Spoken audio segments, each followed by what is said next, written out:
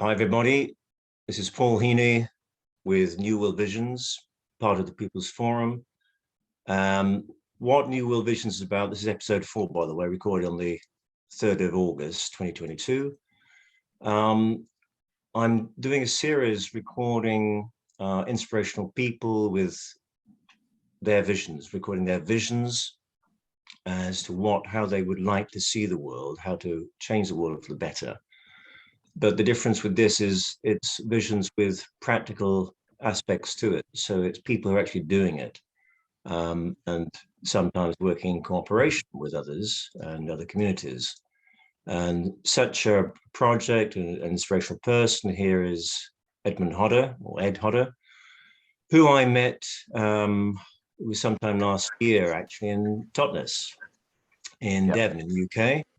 And I was introducing various speakers, part of the New World Alliance, Dr. Stephen Hopwood's initiative. And Ed came up to me and introduced himself. And that's been great because actually Ed has really gone on to meet some interesting people who are equally important in changing things. And also Ed did a great presentation at an event in Stratford-upon-Avon, which is organised by Karen Dodd, part of the Freedom Network. So Ed has a similar presentation to present today. We may also be joined by Lela, who's working in association with Ed, but I think I'll leave Ed to explain that. Lela's based in I'm just testing the mic. Oh, can you hear me? Yeah, oh, you can hear me now. Lela. Hooray. Perfect. Good to hear you, Lela. Great to have you both here. Hi to you both. And I'm going to pass on the baton to Ed and to really introduce, because it's where Ed started this initiative. Now, I haven't even mentioned what it's called. It's called Sovereign Community Association. So Ed, I'll hand it over to you. Welcome here, and please tell us more about Sovereign Community Association and how this fits in with your vision as to how we can change the world for the better. Oh yeah, thanks, Paul. Yeah, so the perhaps I should just give a bit of background to myself first. I was working in IT up until February 2020, so just before the COVID thing started, and I had the opportunity to take voluntary redundancy, which I did, and something I've been wanting to do for a while, to sort of retrain more into something like in the human rights advocacy field, which is something I've always been passionate about. My degree was in anthropology, which is the study of other cultures, so I've always had more of a humanist sort of orientation rather than technology. But working in IT was a way of making a living. And so, yeah, I was all set to try and retrain, and then the COVID thing started. So with some time on my hands and, not in desperate need to earn money because of my redundancy package, I sort of spent time researching what was really going on with COVID. I'd read a few of David Icke's books back in the early 2000s, so I'd been aware for some time that all is perhaps not as it seems. And so when COVID started, he was one of the people I went to refer to see what he was saying about it. And early on in COVID, he had Dr. Andrew Kaufman from America on his show, and I found him very inspirational in that he was, questioning the whole basis of virology, and particularly, whether there was really a virus that had been identified causing COVID. So, yeah, I soon realised that again, all is not as it seems, and there's obviously a wider agenda at play. So, yeah, sort of end of the summer of 2020, I was starting to reach out and network with, trying to find like-minded people locally to where I live in South Somerset. And at first, the nearest kind of group I could find was in Bournemouth, so I used to go down there on Saturdays to meet the group in Bournemouth. But then when Stand in the Park started in Yeovil in spring 2021, I went to that, and there was quite a few of us used to gather there, and then sort of a core group of us sort of started thinking, well, this is all great, but talking about this, but we really need to be making some actions, taking some actions. So we booked a hall and had a sort of more focused meeting during the midweek, where we tried to take some actions away and address sort of different aspects of life that we wanted to live independently of these unacceptable conditions that were being imposed or attempting. Can I just ask you, when you booked that hall, because these are practical things which we were encountering difficulties arranging such practical matters over the last 2 years. Did you find any problems booking that hall? Was it an easy thing to do? Yeah, it was fairly easy. I mean, because quite a few people, well, some people, in fact, the first one we booked, it was sort of via a lady in our group who knew the village hall booking secretary. So it's just making use of those normal connections that people just have in everyday life. Yeah. And yeah, so it's, I think that's another thing to not lose sight of, is that a lot of us now feel very separate, I think, from mainstream society, but it's worth remembering that we can still use all our normal networking and connections. And there's actually quite a lot of there's probably already a local growers group, a local sort of CB radio group or ham radio club, all these sort of things that we're thinking about that we need to get skilled in. It's probably worth bearing in mind there's a lot of these have probably all been running for years, and you may be able to link into them anyway as part of normal life.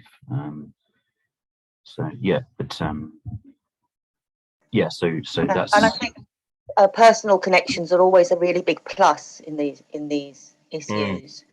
Like if you know someone personally, then there's an element of trust, and that whatever the person you know, whatever their ideas are or their thoughts are, there's a personal connection, and that really helps, and that kind of thing. Yeah. Well, I'm glad that we connected this morning, Lela, because I know there's some difficulty there. By the way, on a practical matter, because I was hearing some background noise, it could have been, I thought, coming through Leila's computer, so that's why I muted Lela temporarily. If we get that again, I'm just going to do that again, Lela, just in case it improves the sound, just to see if it is coming through your computer. Yeah, no worries. I'm trying to mute it when I'm not talking, so if you do, I won't be upset or anything. That's great. But great. Yeah, I mean, please talk whenever you want to, obviously. Yeah. Thank you. It's great. It'd be great to hear more about you as well. So you talk about your background, Ed. You talked about how you started this thing, and how many people were at that first meeting when you were talking about this? Because presumably you didn't have this whole vision in mind at that stage. What was the process by which you had that vision? And then maybe we can talk more obviously about the vision itself and how it's come about. Yeah, so I think probably at the first meeting, we probably had about 15 people.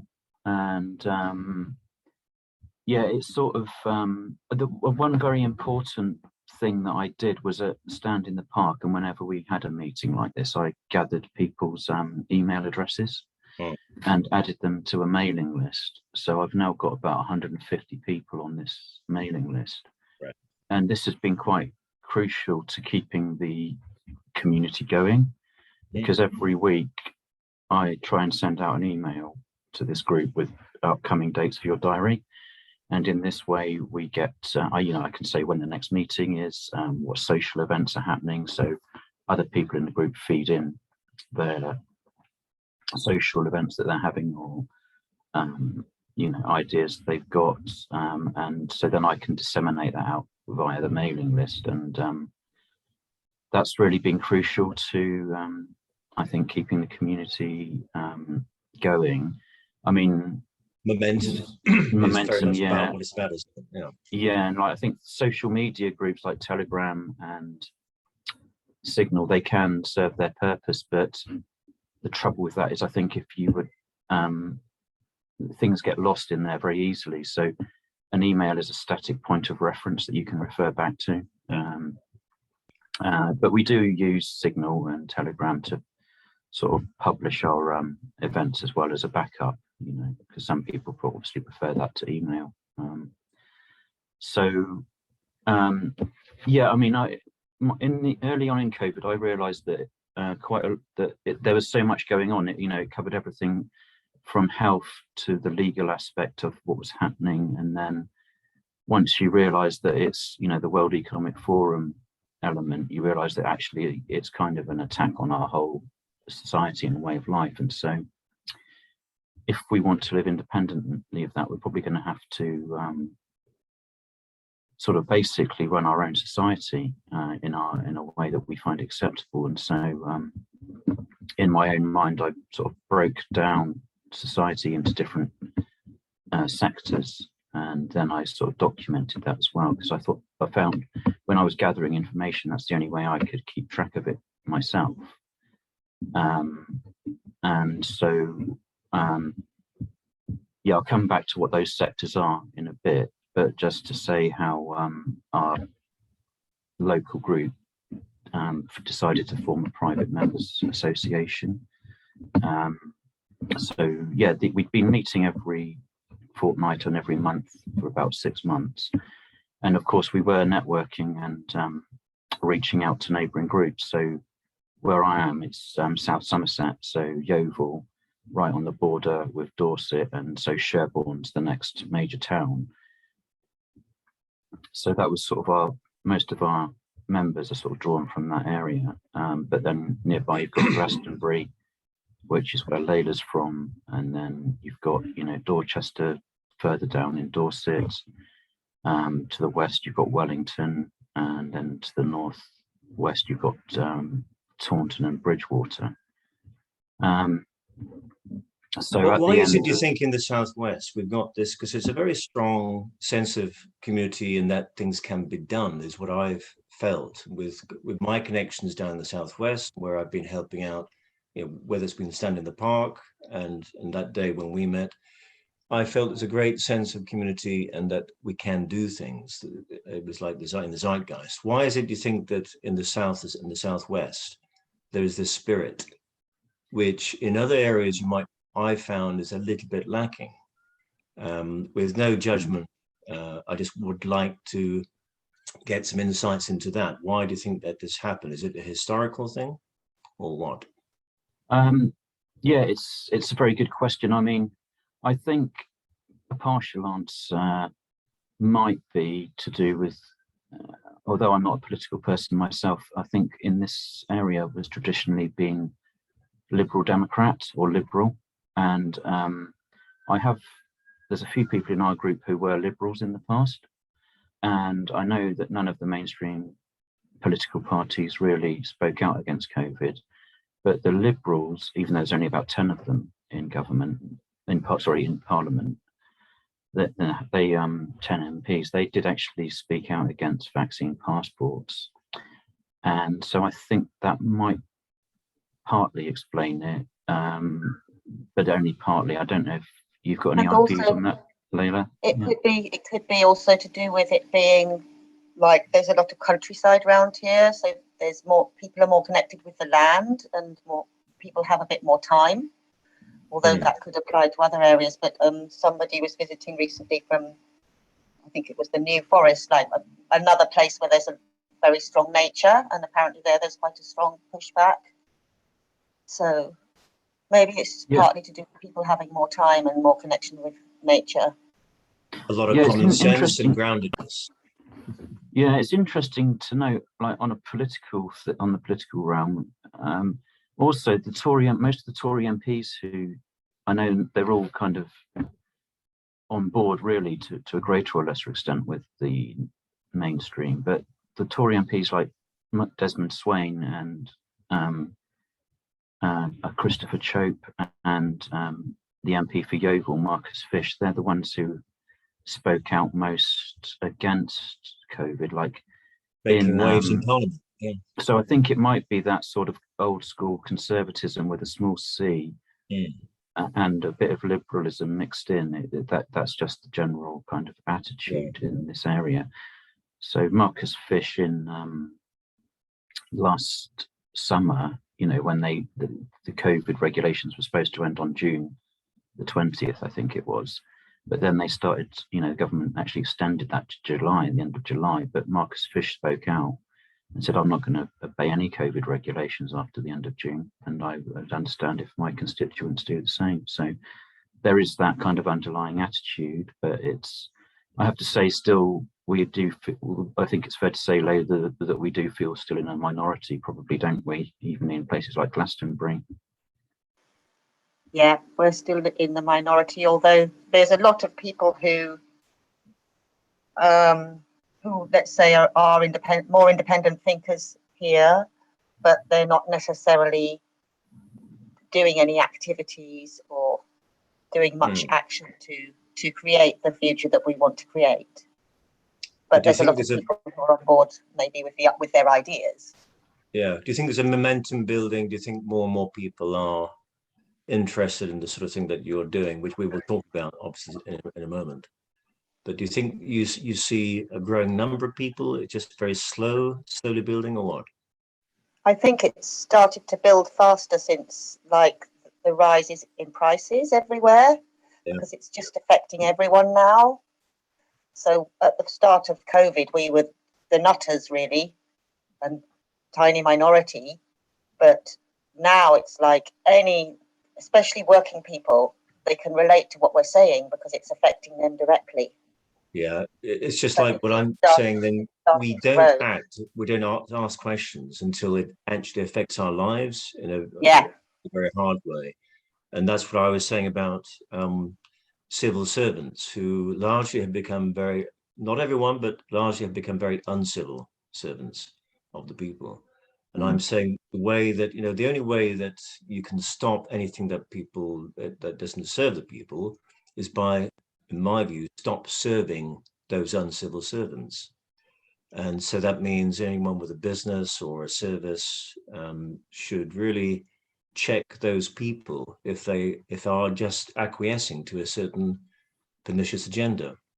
Because unless those particular people are not serving the people anymore, unless they feel that in their pocket or in their personal lives, they'll carry on regardless, because it seems to them they'll have nothing to lose. And it seems to me a lot of these politicians don't really think much.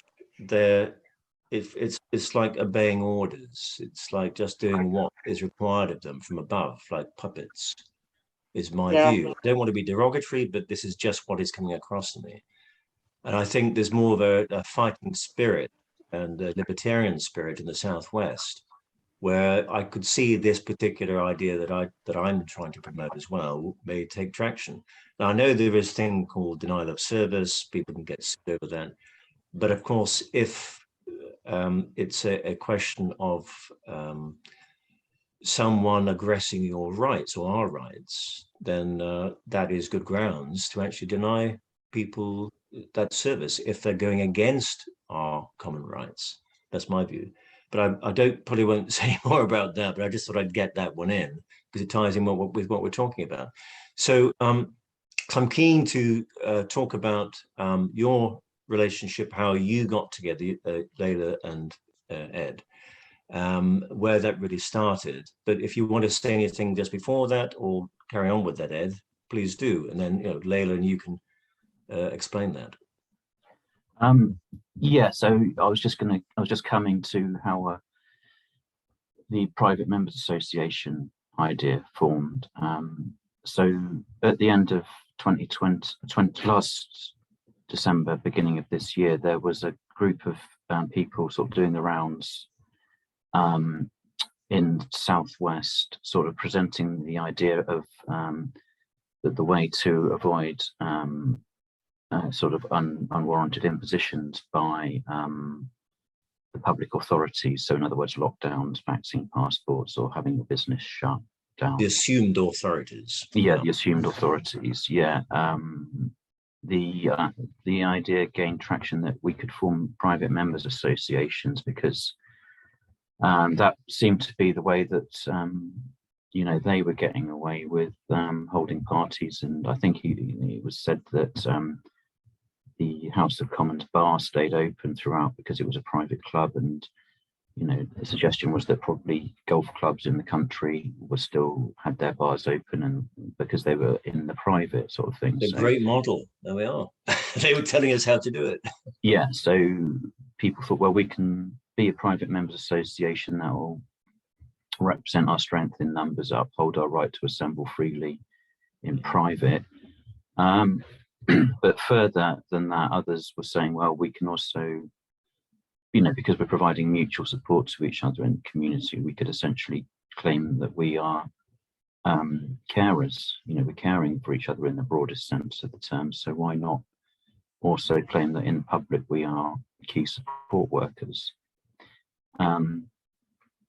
So the original concept was to have something that would be like a community care association.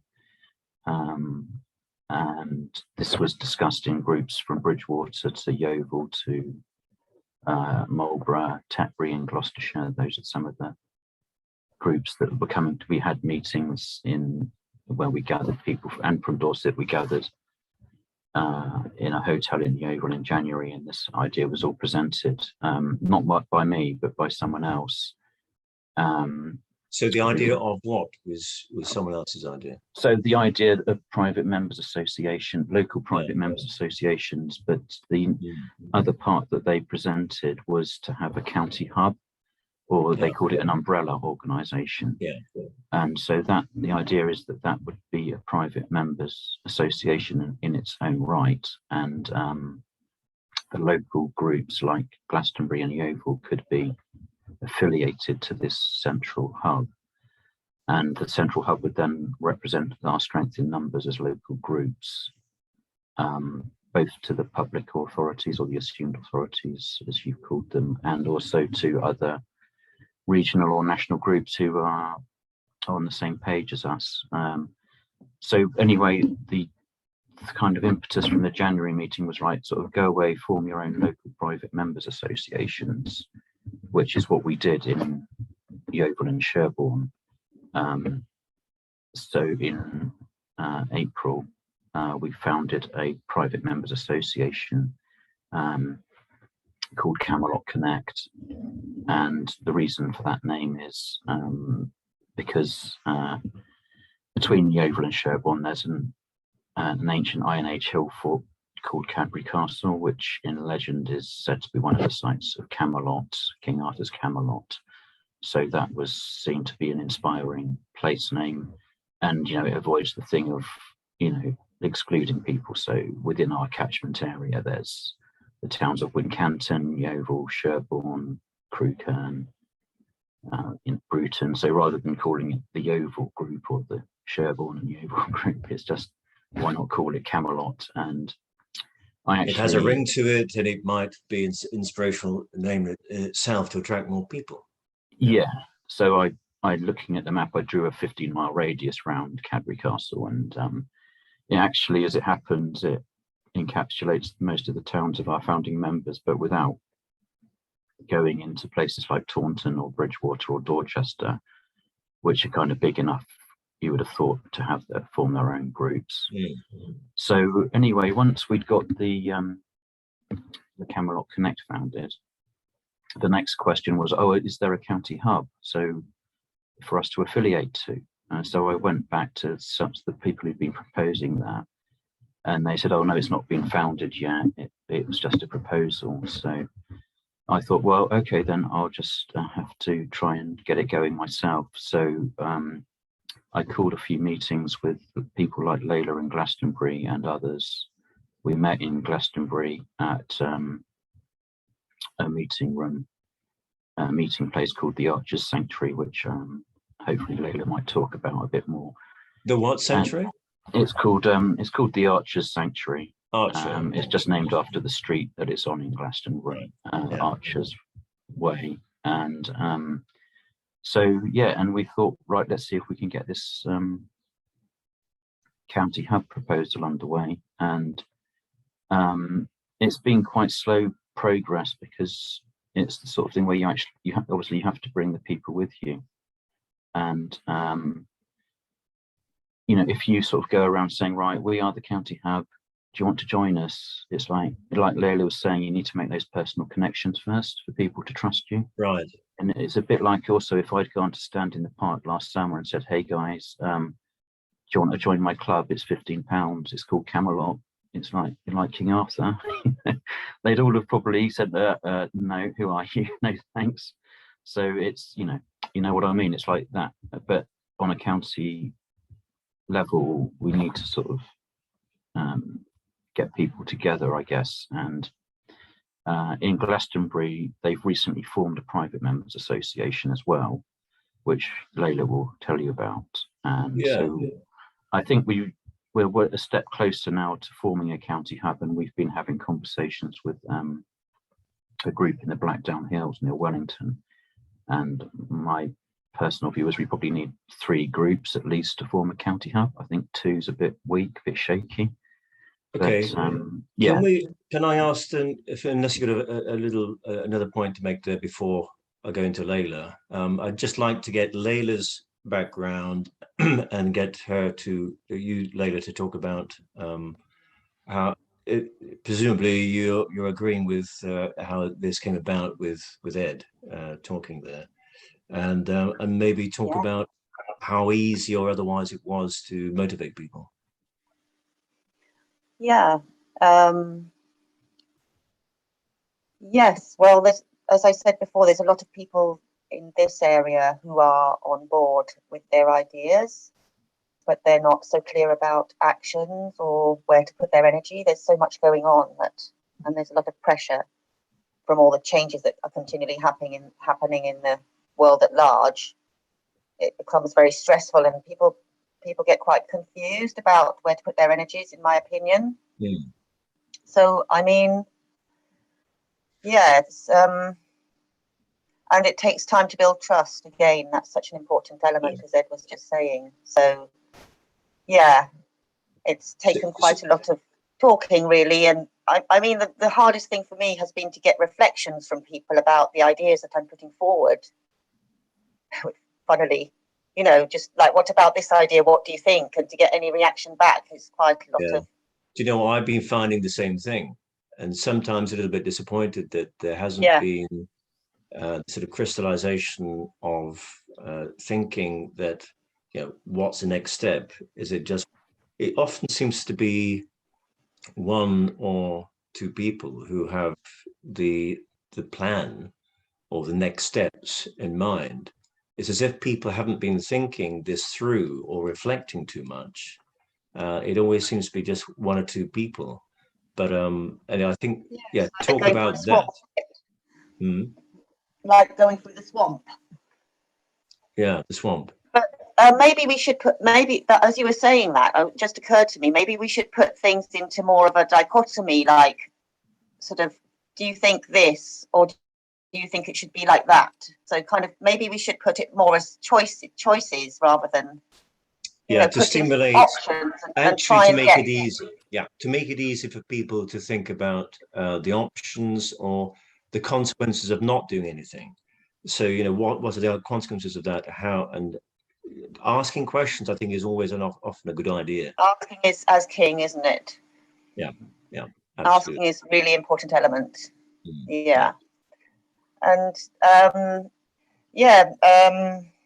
we've been having meetings here since the beginning of lockdown, and it's been sort of a flow of different people. That's why I know there's so many people, but not necessarily at the moment involved, but who have been involved during all this time since the beginning of lockdown.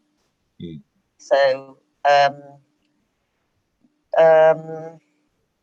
do you think there was a lot of fear involved in people not taking action, or was it just a lack of imagination? What do you think was holding you back? There is fear involved, and there's confusion. Because there's so many changes going on continually. Like, for example, the price of petrol suddenly going up is a more recent one. And during lockdown, continual changes. I think it's kind of like a psychological pressure that's being used on us. So it was quite effective, that whole programming, if you like, I think that into a programming state is of limbo. Yeah. And I think it's continuing on still. So what I see that you and Ed are doing are actually creating the way ahead, like a map for, like a mind map, basically. I mean, what I saw the presentation, which Ed is also going to show here today in the form of a PowerPoint, I was impressed by the structure, because obviously the fact that you've been involved in IT, Ed, maybe tell me if you think otherwise, but you seem to be quite a rational person, logical, and I think we may need a little bit of this to actually get anywhere, where people might just talk about ideas and all the frustrations, but not have the steps in which you take. I think, from my experience and my feeling is, people need to take small steps in order to make some progress. I think sometimes if you've got this idea and you're wanting to get there quickly, it's an impractical way to look at it, because actually we need to take those small steps, partly to give us confidence in what we're doing and reassurance. Yeah, taking that step, yeah, seems good, right? Maybe we can consider another step. Whereas sometimes it's like that visualization of the ladder, a ladder with very few rungs. It's hard to get up that ladder, but you've got enough rungs to take one step at a time, you get there more easily. I don't know if that coincides with your view. But yeah, I think that's a really good point about the small steps. And Ed's got this amazing quality of being so pragmatic, which I've also found really supportive and helpful. He's just got this really like pragmatic mind, as well as a calm energy, which really like supports setting up of all this structural thing, makes it so much easier. And I do notice that, whereas maybe for my type of, I'm the kind of person who dives in and sort of, I'm quite a visionary as well. So for me, it takes quite a lot of patience. But what you're saying is actually really true. It rings really true with me that people do need it broken down into small steps. So that thing about creating the overall umbrella hub, actually, we do need to be patient, still continue on in small steps, but with patience. Yeah, and it's the coalescence of these different energies, different people with different talents and abilities.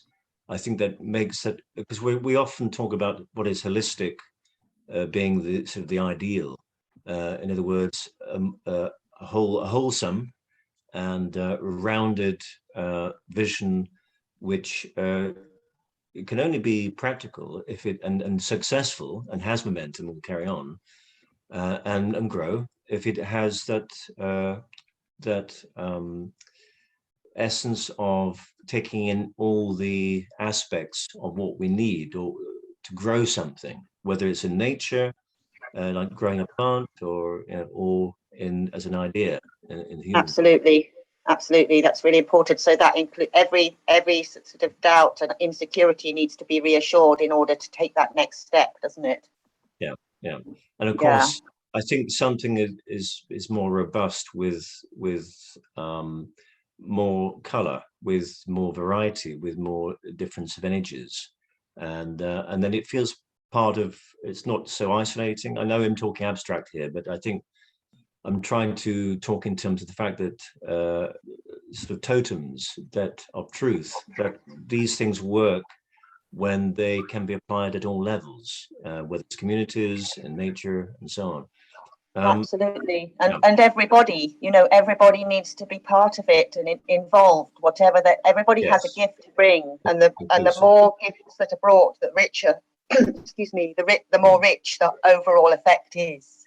Yeah, and I think there's a feeling that we can just, in some ways, I think some people are thinking there's a lot of. I mean, let's face it, there are. One of the questions I wanted to ask, in fact, was how does your vision differ from, because there are other people with similar ideas and organizations, and I don't know whether you'll be able to answer this, and whether both of you have reached out and seen what else is going on. How does your collective vision differ from that of others? And what are the similarities and what are the differences, basically? Yeah, I have considered that, and in the We're not reinventing the wheel here, are we? No. Well, I have considered that, and it's kind of, I do cover it a bit in the presentation I've got planned. But I have been attending other groups, like I say, Bournemouth is about an hour and a quarter from where I live, and in fact, where they hold Bournemouth Community Assembly is only an hour. So I've been down there to a few of their meetings, and so they're taking a community assemblies approach much more in Dorset, which is a bit different to a private members association, and I think they can complement each other. I mean, the way I describe it is there's all these different approaches, but I think they're all, the way I see it is they're all wheels on a car going in the same direction. And the more wheels you add to a car, the more resilient it becomes. And just to stretch the analogy a bit, if you put a lot of vehicles end to end, you get a convoy. And we saw how powerful that was in Canada. Look, there we go. Just had it to hand. Yes, exactly. Yeah. This is our magazine, which was featuring the whole episode there. And of course, on People's Forum, we were sharing information coming directly out of Canada, because it's all about connection, isn't it? And this is essentially what you're doing. I mean, to put it in a nutshell, what you're doing, could you put that in a nutshell? Just if anyone wanted to mention what you're doing to other people, can we put that in a nutshell, what you're doing? Oh, right, yes. So the idea for the county hub would be an affiliation of sort of like-minded associations, an affiliation of like-minded groups, or to put it even better, an affiliation of autonomous groups, because all the groups retain their autonomy completely, and the county hub is not about dictating or telling them how to run their affairs. It's more like a service hub.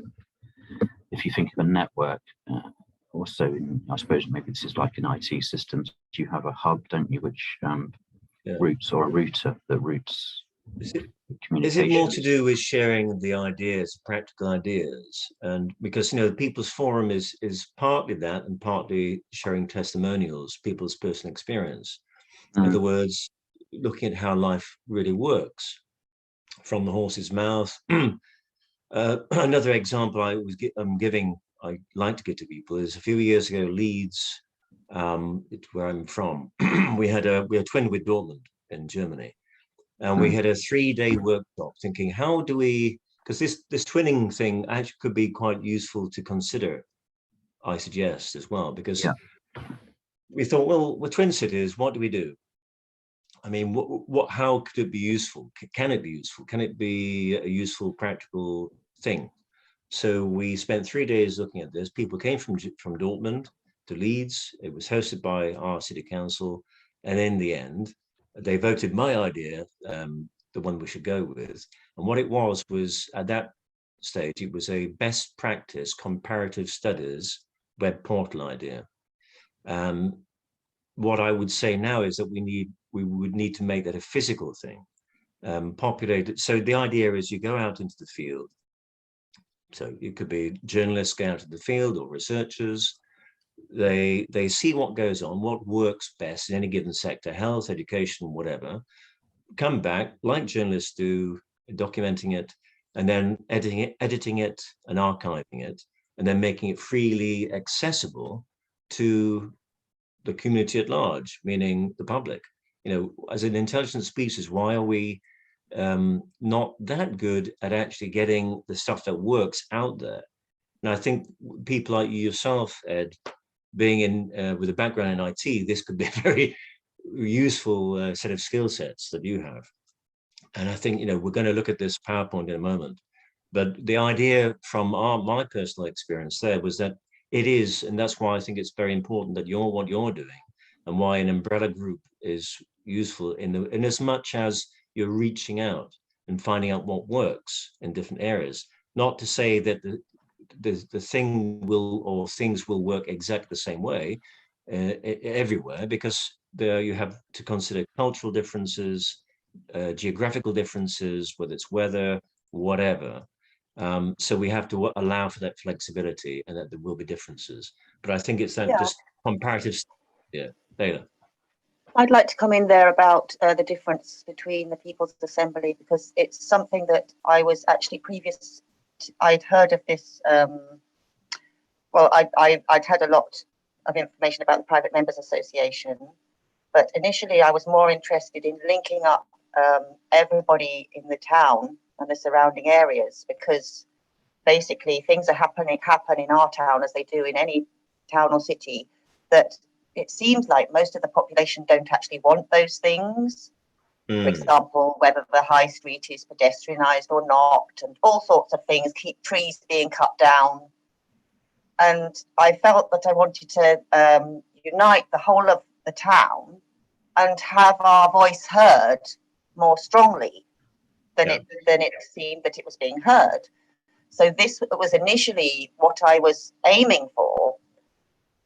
But then in the process of starting that, because in our town there are a lot of circles of people who meet regularly about different various topics, but within their own circles they have quite a strong relationships and the trust element.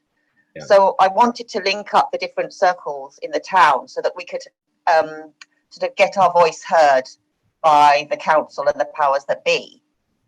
But in the process of that, I realised that our own circle wasn't really formulated. It was too amorphous. It was too unstructured to be able to relate to other circles. So that's why I came back to forming this Private Members Association partly.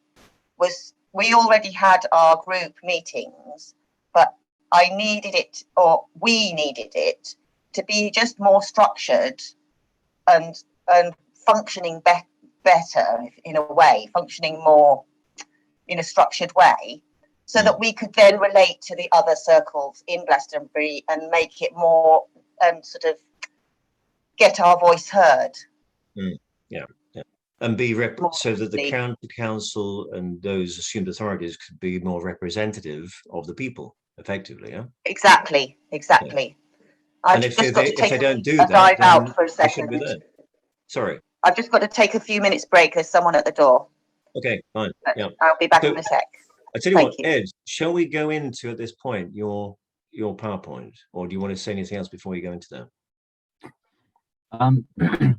Yeah, are we going to run out of time? Because I notice we've been on for about 50 minutes, and we can go on more than an hour from my point of view. Yeah, I'm okay with that too. Yeah, I just wanted to check on that. Yeah, I just wanted to respond to a few points that came up. So first of all, the thing about IT.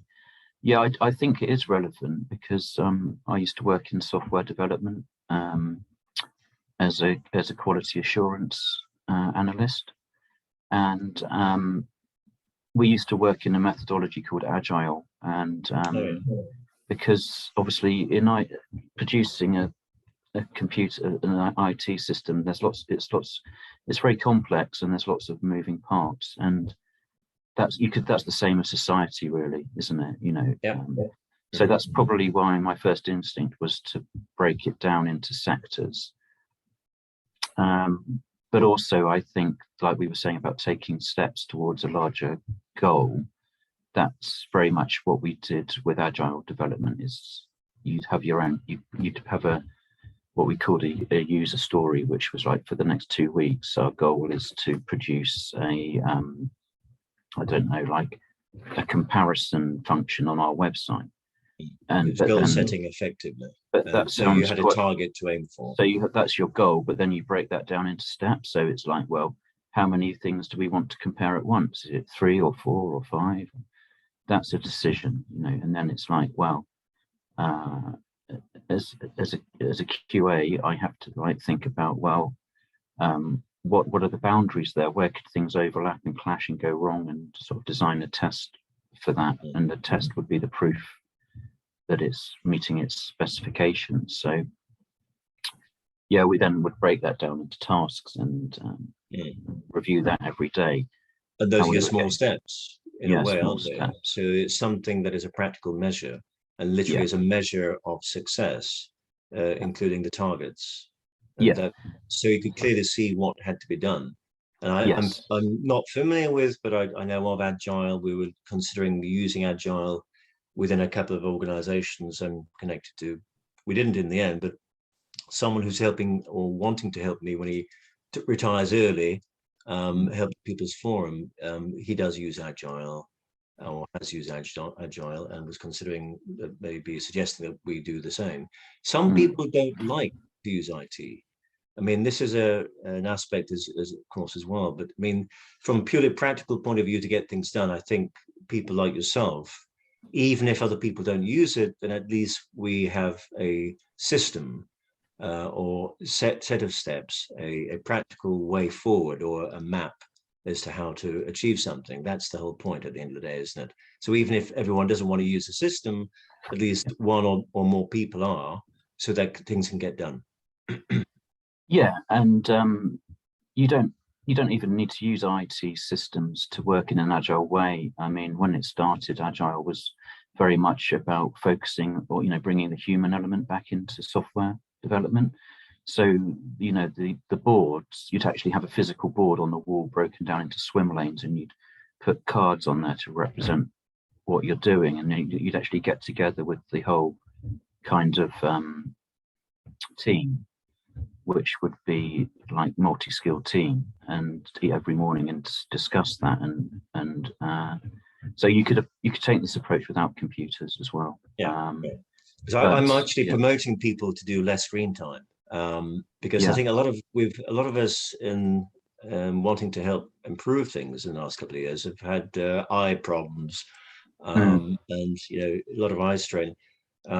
Maybe the practical things that you do IT people do that actually help with that. But I know there's a thing with the blue glasses, is it? Because the blue light is not that good for us. And if there were any practical things, because these are important things in this whole process of making improvements, we have to maintain our health.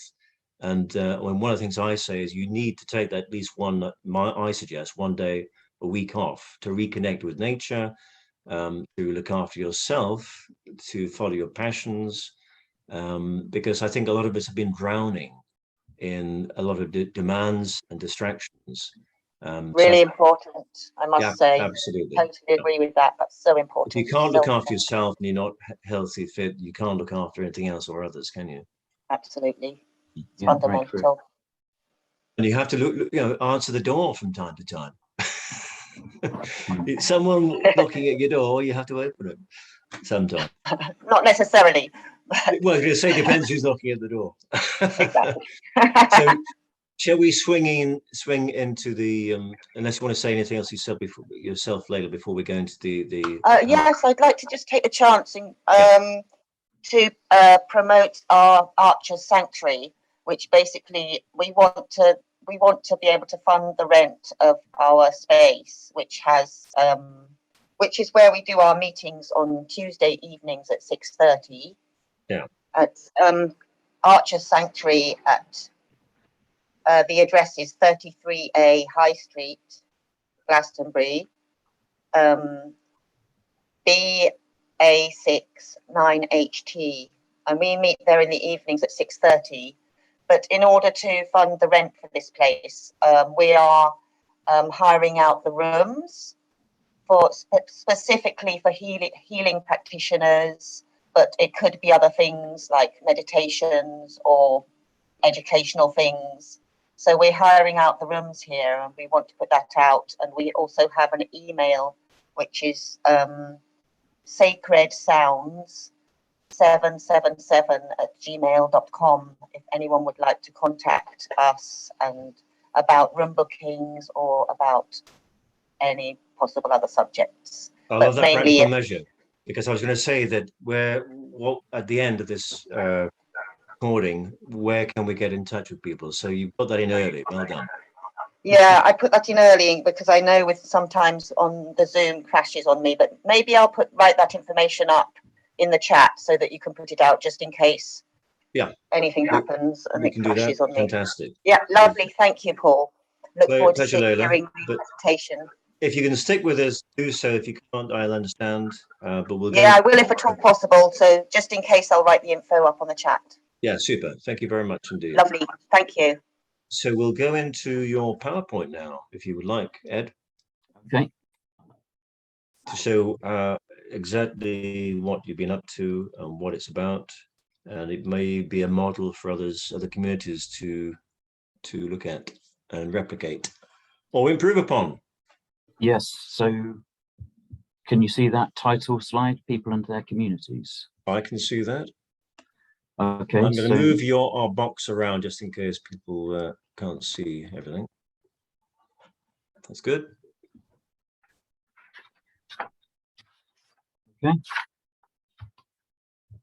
Yeah, so that's sort of speaks for itself. There are people and different communities. Yeah, I was just as I mentioned earlier, we formed a private members association called Camelot Connect, and that's our logo in the top left there. And then this is a map of the area where we live.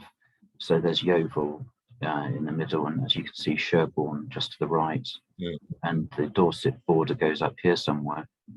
And so, yeah, like I say, most of our members are drawn from Yeovil and Sherborne area. So yeah, if you put I was looking around for a convenient sort of focal point, and that star is where Cadbury Castle is. So that's the purported site of King Arthur's Camelot. And then if you draw a 15-mile radius around that, it encompasses, Crewkerne, Shaftesbury, and even as far as Wells and Glastonbury to the north. But Dorchester and Bridgewater and Taunton, which is off the map to the west, they're not incorporated. So what we said was that would be sort of our core catchment area.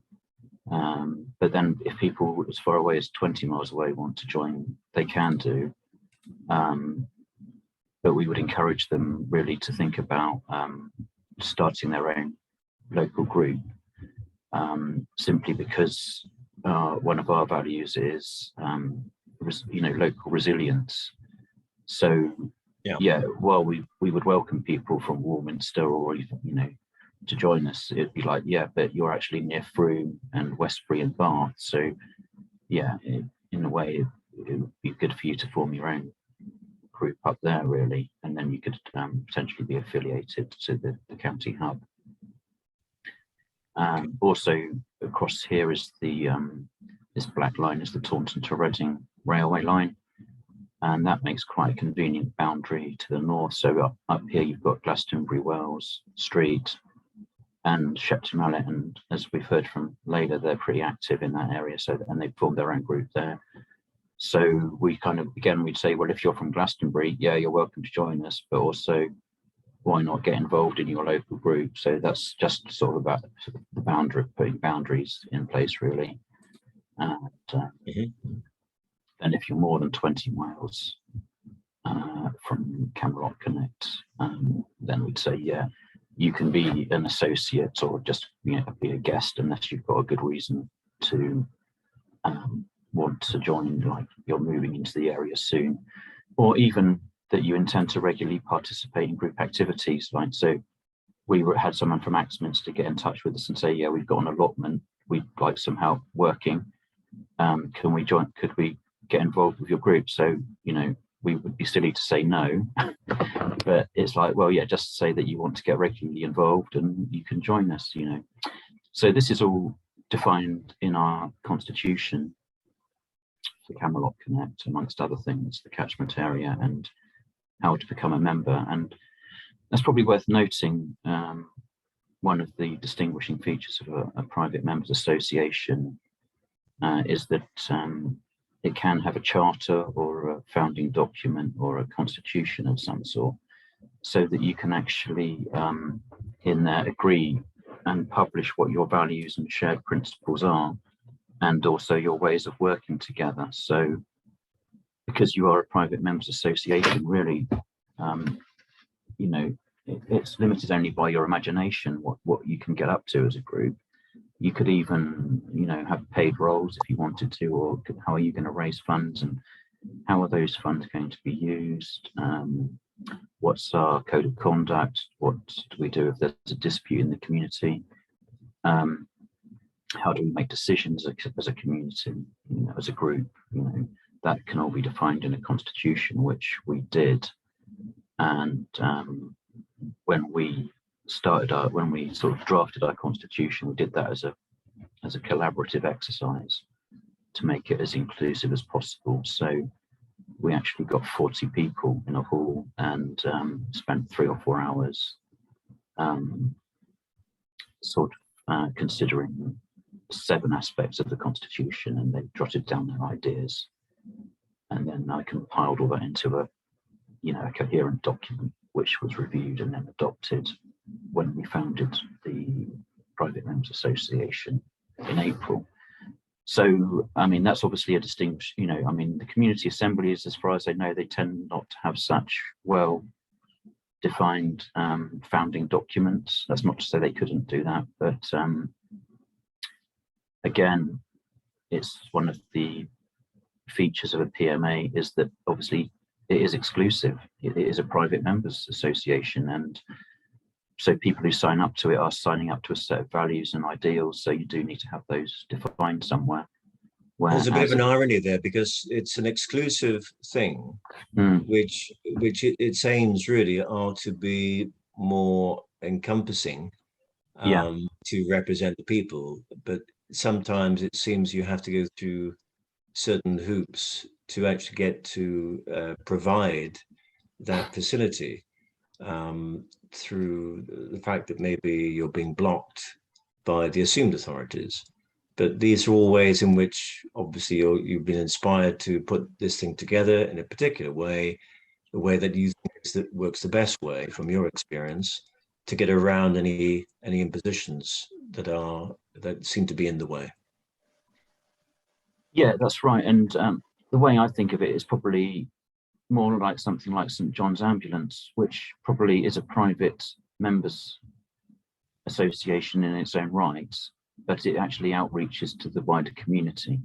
Yeah, you know, that's how we would see ourselves, and we just define ourselves as a humanitarian mutual support association. So we support each other, and we've defined our own goals and values, which are on our website. I'm just wondering if I can share my website. Can you see the website now? I can just see the map at the moment. Oh. But I just wanted to, because it was relevant, because I'm thinking about other organizations which may be useful to bring into this, because I did another previous episode, which included Di of Utopian Society. Have you come across this organization? She's in the south as well. Yeah, they're in Cornwall, aren't they? Yeah. And yeah, I am familiar with them. Yeah. Yeah, and so they do a lot of it's a lot to do with obviously community and growing and sharing resources, and I just think what we could do is through the People's Forum is help all these communities connect with each other, or at least be aware of each other. And part of the point to me is that we can all learn from each other and see what works best. So yeah, I just thought I'd mention that because Di was on a previous episode. Yeah, that's the whole point of it, is linking up. And as within Ed's plan is the thing of having, is it affiliates, Ed, or similar groups are included on the group. Yeah, and you might decide that you want to change part of what you do because someone else is doing seems to work better, or the other way around, whatever. But I think this is, to me, as I mentioned before, over the years, this is what I feel people should be doing. Should be the more, like we know, the more you travel around, the more ideas you get. You see solutions. I used to live in China. And I can tell you, the guy on the street on the corner, he could turn his hand to anything. He could fix his shoes, umbrella, cut your keys, whatever. These days, you'd be hard pressed to find the cobblers who, I don't want to mention the names, but there's only usually one high street business who can cut the keys and make your shoes or fix your shoes. But they can't fix all shoes, it seems, in my experience, which is a bit sad, isn't it? But yeah, specialization has become the norm, hasn't it? And it doesn't necessarily work. Yeah, exactly. But so the whole idea is about linking up, as you said. It's about linking up and networking. Yeah. And the thing is, I just wanted to finish that point about China, because as much as we're not very keen on certain aspects of China, my experience was wonderful. And the fact that I felt that they was a do culture. They are very good at just getting on with things. I know there are downsides to that in terms of governmental things, but in terms of the people, they're very utilitarian, practical people who had a very can-do attitude. We talk about the United States. Traditionally was always that can-do culture, but everything seems to be funneled, as we know with the WEF. This is what they're doing. They're funneling everyone down a certain path. And what you guys are doing, and a lot of other people who are gaining momentum, is not just railing against that, but creating demonstrably different ways. Not that we want to set up systems so much, but we want to show people there's another way. And we're finding ways in which, like nature does, always finds the most efficient way to get things done. And you're doing that kind of thing, in my view. But please continue. Yeah, can you see that screen now with the motto, mission statement? Yeah. Great. Yeah, so this is from our website, and the about section is some extracts from our constitution. So just to, so it was saying, how does the PMA part of it relate to the wider community, the private part of it? So our motto is actually the same as Camelot. In King Arthur's Camelot, their motto was, in serving one another, we become free, which someone pointed out to me in the early stages of the formation of the group. And we thought, yeah, that's kind of sums up in a nutshell what our ideals. Then our mission statement is, we are a caring and compassionate humanitarian mutual support group whose members take responsibility for themselves and each other in all areas of life, whilst seeking to set an example of a good way of life for all. So that last bit is about sort of setting an example for the wider community. So as people maybe become disenchanted with what's happening, they look for a better way or a different way, then we're seeking to basically, showcase that, or, pathfind those ways.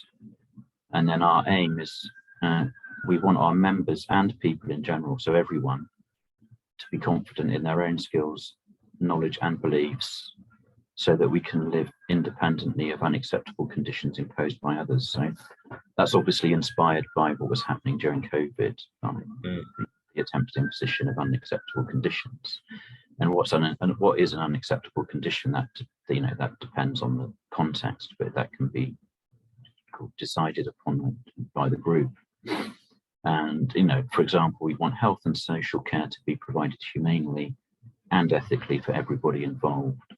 So not just for the patients, but also for the practitioners, because they were treated pretty inhumanely and unethically, in the NHS, I would suggest. And not have things imposed upon them from on high, as it were. Yeah, so that's our website. I'll go back to the slides if I can. I have to stop sharing that screen and then start sharing the other one. Great, because the website's important, because then you've got all ready information for people, so they can see the Constitution, they can see what you're about, and that helps, I think, with the communication and networking. Yeah. So, are you back on the PowerPoint now? We are, yeah. Okay. Pictures. There we go. So yeah, that's where we were, looking at the map of the area. And then, so to come on to the county hub idea. So this is just a visual representation. This is what I think I showed at Stratford briefly, but it's been modified a bit. So you've got around the outside, you've got the local groups. So down in the right, bottom right, you've got Camelot Connect, which, like I say, is Yeovil Sherborne area. And then you've got Hearts Unite Glastonbury, recently formed private members association. And then around Somerset, the other major towns you've got is Wells and the West Mendip area, Frome and the East Mendip area, Wellington and the Blackdown Hills, Minehead and the Quantocks, Taunton, Chard and Street. So there's still outreach and networking to be done with these groups, these other areas, to find out if they're interested or if they do have any kind of formal groups formed. I mean, yeah, like I said, we are in touch with someone in the Blackdown Hills. There is a group in Streets. And what you've done here, you've listed the top right all these, to me, well-known groups, and just reaching out to people, and so everyone's aware of each other. So that's the important thing, isn't it? Yeah. So the green lines just indicates networking or communication. So hopefully all these local groups are communicating and networking anyway, more or less. And then also these other groups with aligned, what I call aligned organisations, aligned. So by aligned, I just mean groups with similar values or principles who are going in the same direction. It doesn't indicate any formal association. So yeah, obviously the Freedom Network, People's Health Alliance, the World Council for Health, and then the community assemblies, as we've mentioned, Save Our Rights Together campaign, peacekeepers and peace constables. These are all kind of to be networked with and worked out how we can work together. And then, yeah, obviously in, yeah, so let's move on to the kind of affiliation idea. So when you're doing that now, can I just very briefly interrupt and say, before I forget, there's a very key person in your neck of the woods called Magdalena. I don't know whether you know of her, but she's doing some fantastic work with checking, if you like, the county council, Devon County Council. Yeah. And if you don't know of her, then I can always put you in touch. But basically, it's a very active group, mainly women. Is that in Tiverton?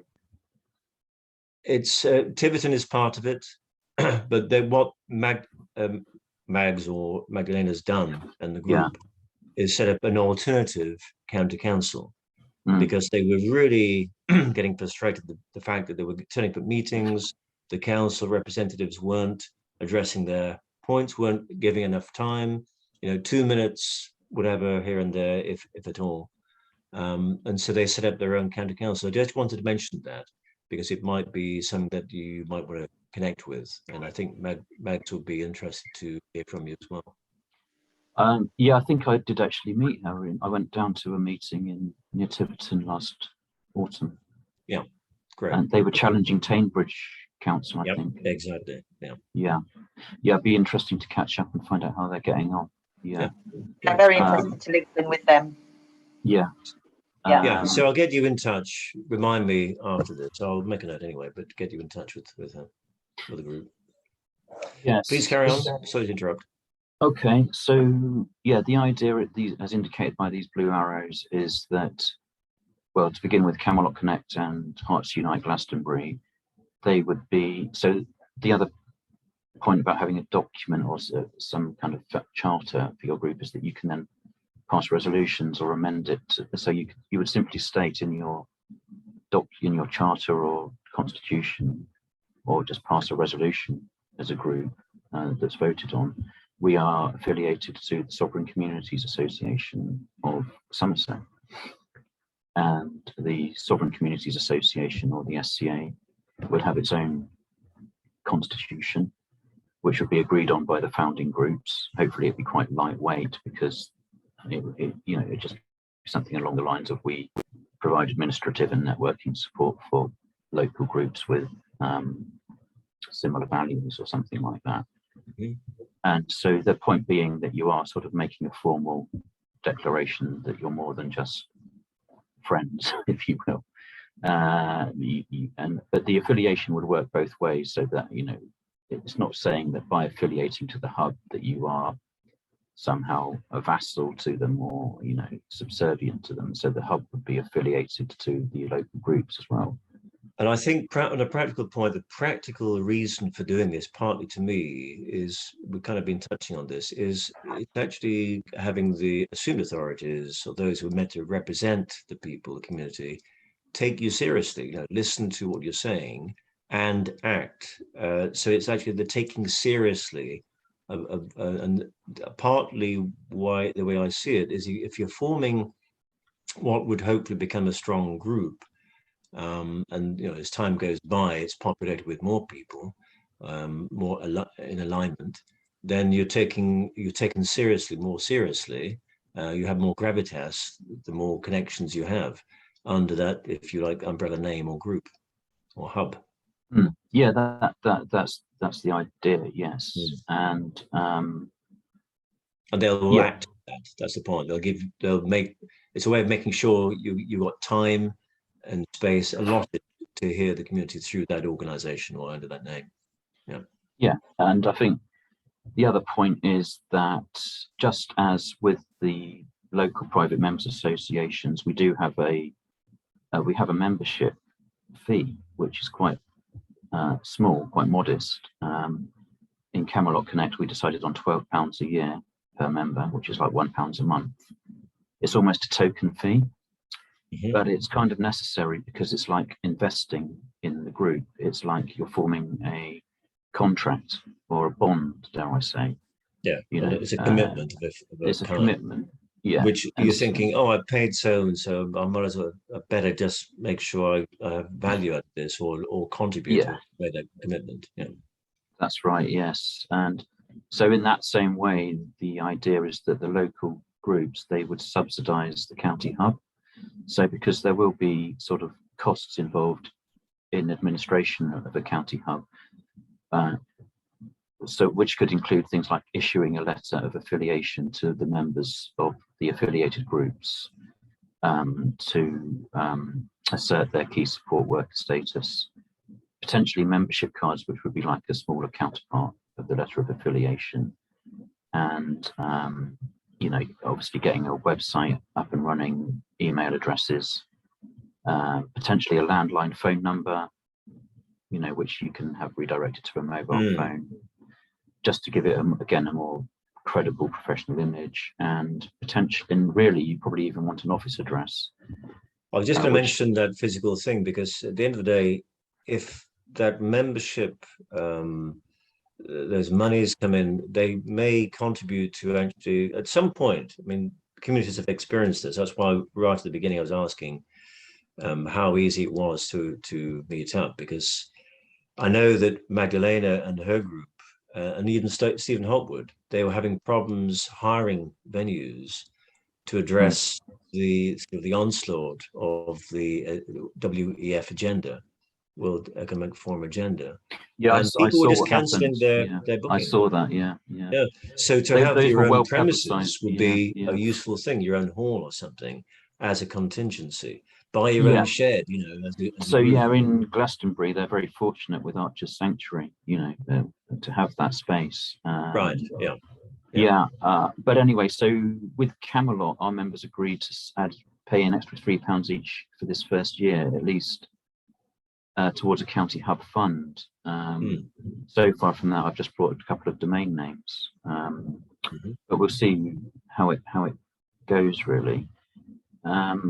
And yeah, what else was there to say? Oh yeah, so this point about communication with the legacy organisations, going back to the early proposals in January, the proposal then initially, you know, people were still actually quite concerned that we might be put into lockdowns or have medical interventions forced on us. And so the idea is that this county hub would write on behalf of its affiliated members a letter to the chief of the council and the chief of the police, sort of introducing the county hub and saying, you know, we represent affiliated groups of members of local private members associations who operate in the geographical area of Somerset. We provide humanitarian support to each other. Please, you know, if you see our members out and about in public, they carry a membership card that looks like this, a letter of affiliation that looks like this. Please cooperate with them as key support workers. And, you know, if you kind of subscribe to our core principles of, you know, personal sovereignty, then we may even be able to cooperate, you know, with the legacy authorities. But the power of it coming from the county hub is that these local groups can retain their privacy. They don't have to be disclosed, and the letter would just be sent from whoever is acting as the chair of the county hub, probably with an address to be confirmed. But again, it obviously would be better if that was a private business address rather than someone's house. Again, for obvious reasons. Yeah.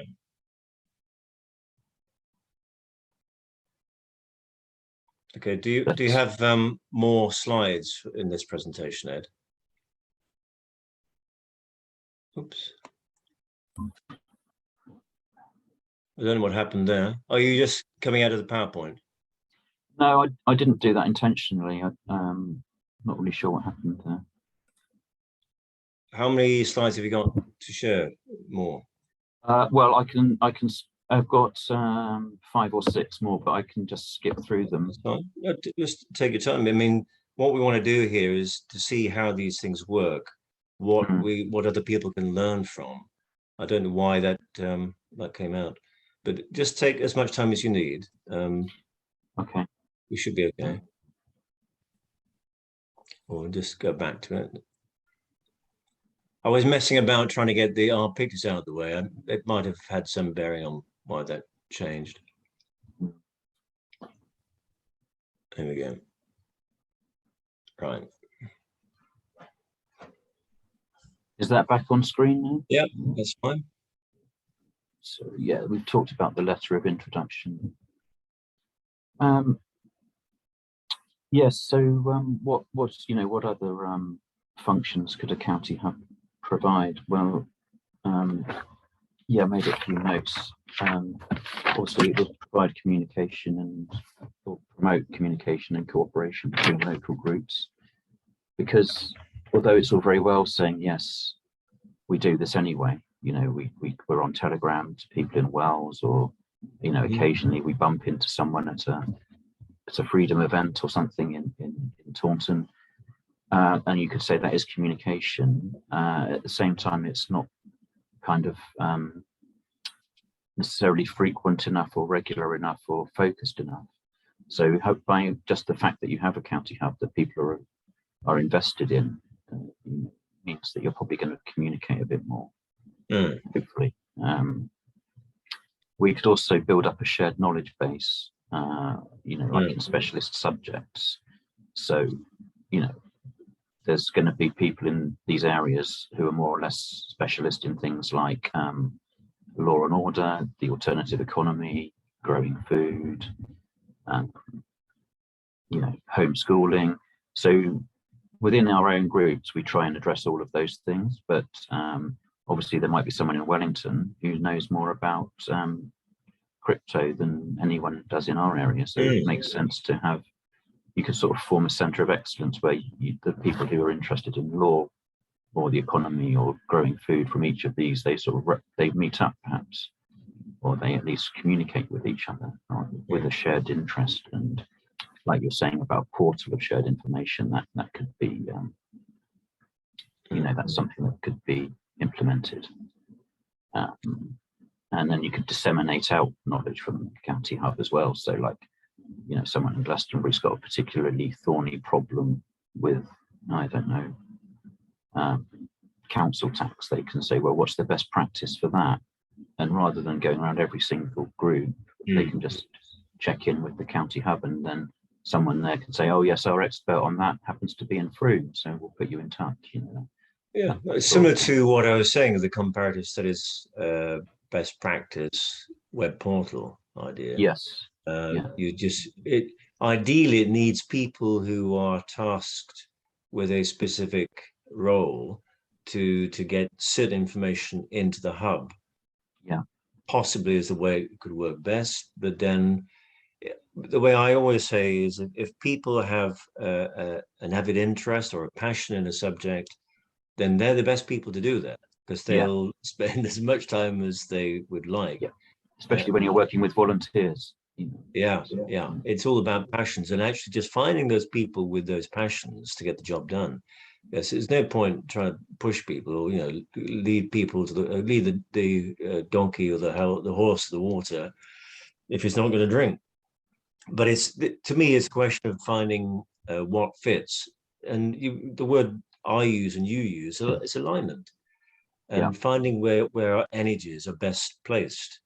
And there will be people out there with the right energies for the specific task. And that's the question, where those people are. And it's creating that structure to facilitate that, isn't it? Yeah, that's right. And obviously there's economies of scale as well involved in having, a single admin team.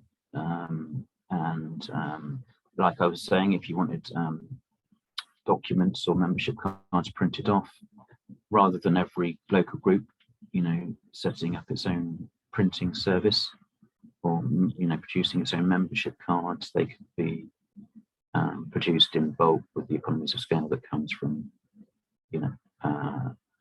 a single organisation doing that. I mean, I'm sure there's other economies of scale that I haven't even thought of yet, but it's, that's, much as we might malign the old system, there's a reason. I'm just going to say, that businesses don't operate. There's a reason.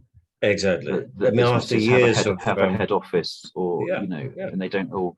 So the Yeovil branch of Tesco's doesn't have its own payroll, or have its own database. It's all done. Well, it's that phrase that you don't throw out the baby with the bathwater, because the fact is that there are some useful things to glean from years of experience. In some ways, with, for instance, the sort of civil service approach or public life, where you've got the mechanics of that lead to over control and bureaucracy, red tape. But there are other aspects where people have learned, if it's gone in the right direction, where it has become efficient. It's a question of identifying which is which, taking the best of a system or way and incorporating that, isn't it? And rejecting anything that is superfluous to that. Yeah, I would agree. And the other point to make is that we often hear is the whole is more than the sum of its parts too. And that's true of a local group as much as it is of a county group. So there's only just so much I can do as an individual within Camelot Connect, but by harnessing the energies and expertise of all the different people within the group, the whole does become more than the sum of its parts. So you just become more powerful as a group. We're social animals. We've this is probably going back to my anthropology, but we've evolved to work together, in groups. So again, I think that's not something we should be ashamed of or say, oh no, that's corporationism, or no, it's not really. It's just collectivism is a decent, and we run our magazine based on the fact that we're a writers collective, and that's the most neutral way we came up with to describe what we're doing. Yeah, or cooperation or a cooperative, I think, is another similar concept.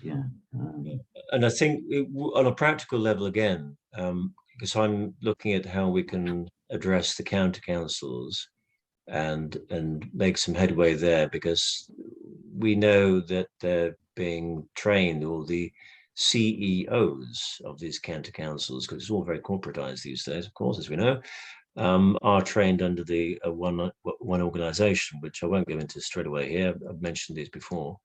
But the point is that what my strategy is to actually have a couple of people at a time dealing with any one given sector, because as you mentioned, you can't always expect one person to deal with everything. If you can share that burden, great, or have a number of people looking after one project area or one subject, one field, then it shares that burden, and actually it's more useful because we have, I always say, more perspectives. It actually adds to the a better solution. Yeah, absolutely. Yeah, better decision making as well. Yeah. Yeah. So yeah, obviously the other benefits, this can provide a single point of contact. So like say Save Our Rights want to say, well, what is Somerset doing? We want to launch a national campaign about the cost of living. Who do we talk to in Somerset? Yes, we could, or they could, and probably might well liaise with representatives from every town. But if they could just get on the phone to the Sovereign Communities Association of Somerset, then they can then disseminate outright. Guys, Somerset this month, it's all about debt relief, and that's it. You can just take more coordinated action. Same with any of these other kind of national groups or neighbouring organisations. So that's another thing the County Hub would provide, as well as representing our strength in numbers, as we've already discussed, to the legacy organisations or the assumed authorities. And yeah, potentially, this is looking ahead a bit, the other thing that goes with a private members association, if they want to hold property or own property like land or buildings or just a vehicle, usually they would have a trust that would be put in trust, so that you separate the property ownership from the members themselves, and to avoid disputes and things like that over who owns it. So then you also need a trustee. And what an idea that came to me was, well, if Camelot Connect needed to own some property and they needed a trustee, that trustee could be, say, someone from the Wellington group, or a few people that could be from the Wellington group. So they have that degree of separation, but they are at least, they're on the same page as you because they're affiliated to the County Hub. And it engenders trust, of course, in that way as well. Yeah, literally. Yeah. And so hopefully there wouldn't be any disputes, but if, let's say that the trustees did get in a dispute with the beneficiaries for some reason, that could potentially be arbitrated by the County Hub, which could be, and the arbitration team could be completely neutral. They could be people from Minehead or Broome or something. That's just an idea to put out there, another function. A trusted structure, that's what we're talking about at the end of the day. Yeah, and we could also provide, dispute resolution. So people are people, and you will get disputes within your own group. If that can't be resolved within your own group, you could say, well, you could reach out to, say, a pool of mediators or something, who come from different areas, and they could say, yeah, we can come in and help. And what I like about this, is, I'm saying we should bring the good heads and good hearts together, and this is, in a way, what we're talking about here. Whereas what we find, and I just have dropped the idea of any kind of political parties. I don't think they serve the people, and you find that it's a compromising situation where you ending up towing a line from above. The orders are from above. We have to do this. We have a whip in place, and so on. Whereas in this respect, we are talking about people talking, and not being divided up into particular political agendas and parties. It's actually just bringing those good heads and hearts together, and realizing that we don't always see eye to eye, and there's a structure there in place to accommodate for that. Yeah, I can see this being apolitical, it could potentially provide a way of sort of group or consensus decision making without the need for politics. It could also be used for politics, but I'm saying we can do without labels, great. And those, to me, artificial divisions, which were always in a way set up to divide and conquer, rather than bringing people together. and bringing their because everyone at the end of the day, we want the same things. We want good health. We want to make sure that everyone is being looked after. The question is responsibility. Who's taking that responsibility? And in a way, you're partly addressing that, because it's a more like a collective responsibility. But some people just don't want to be bothered with this or that, and so some people will hopefully step forward to look after, to deal with certain aspects of community life. And what I'm saying is, and ideally, it is those with a passion for that area. Usually from past experience, usually hardship or something. So, with its health, or people are motivated by wanting to teach, so they might look after education. But all that can be set into the structure here. Absolutely, yeah. And the other point what was the point I was going to make? Because we're talking about the legacy organisations. Oh yes, and replacing politics, or not having politics. Yeah. So obviously, as these are private members associations, they don't speak for everyone in the community in the same way that a council would. But that's not necessarily a bad thing, because it gives us a chance to trial different approaches within a sort of I almost said controlled setting, but what I meant by that is within a limited or defined parameters. Organised. So we don't, we might get things wrong, but at least we're not going to get it wrong on the behalf of the entire society, whole of society.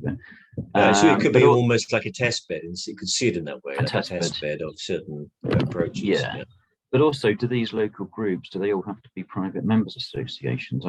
I think not necessarily. They could be any kind of status that they want, but they could still be affiliated to the county hub if they wanted to, because that word affiliation is quite useful and powerful.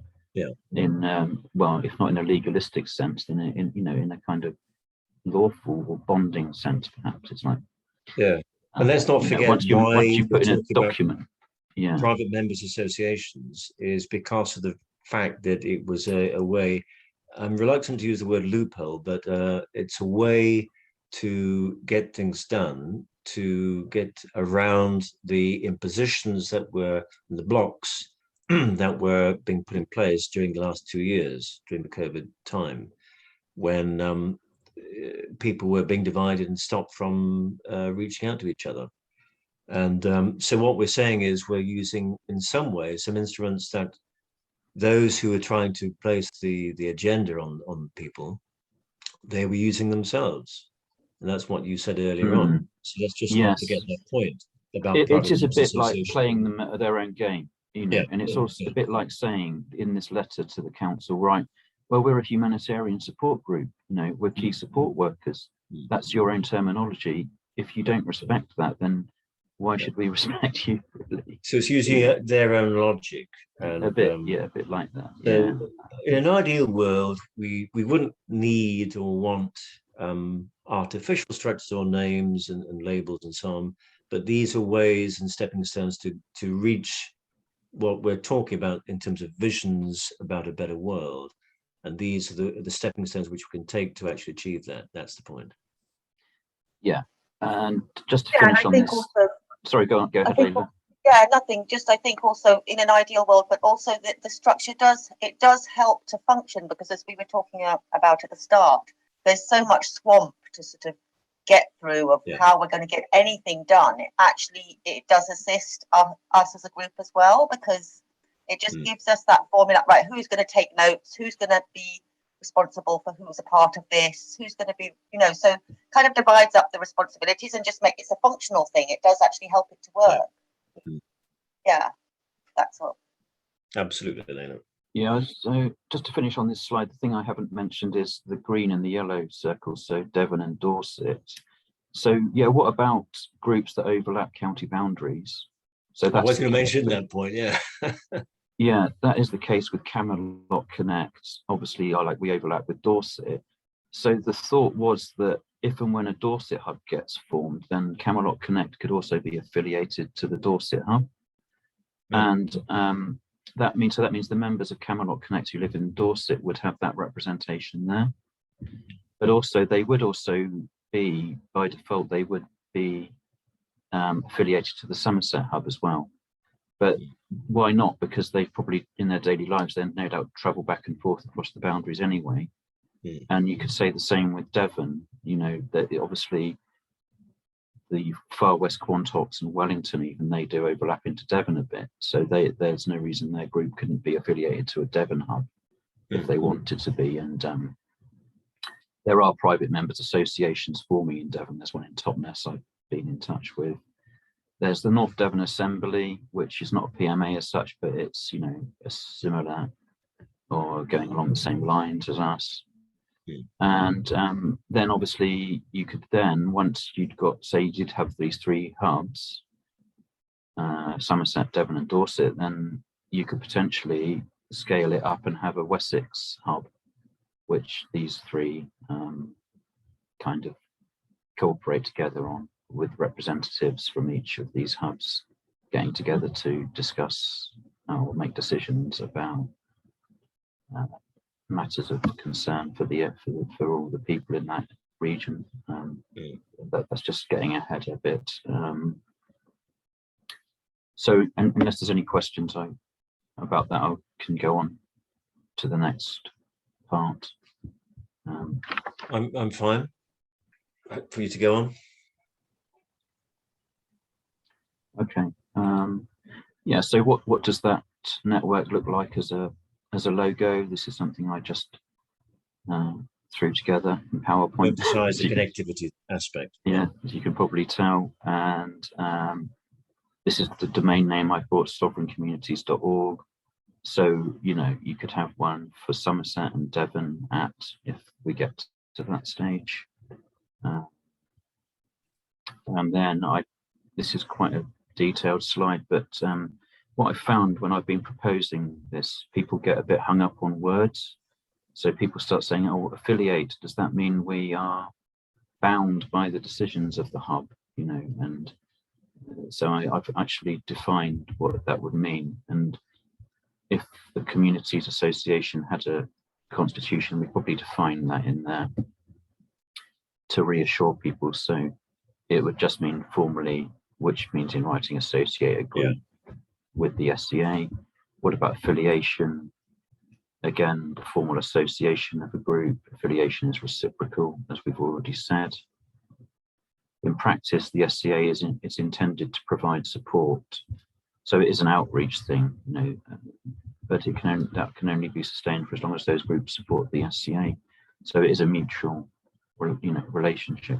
It's not about subservience. Aligned.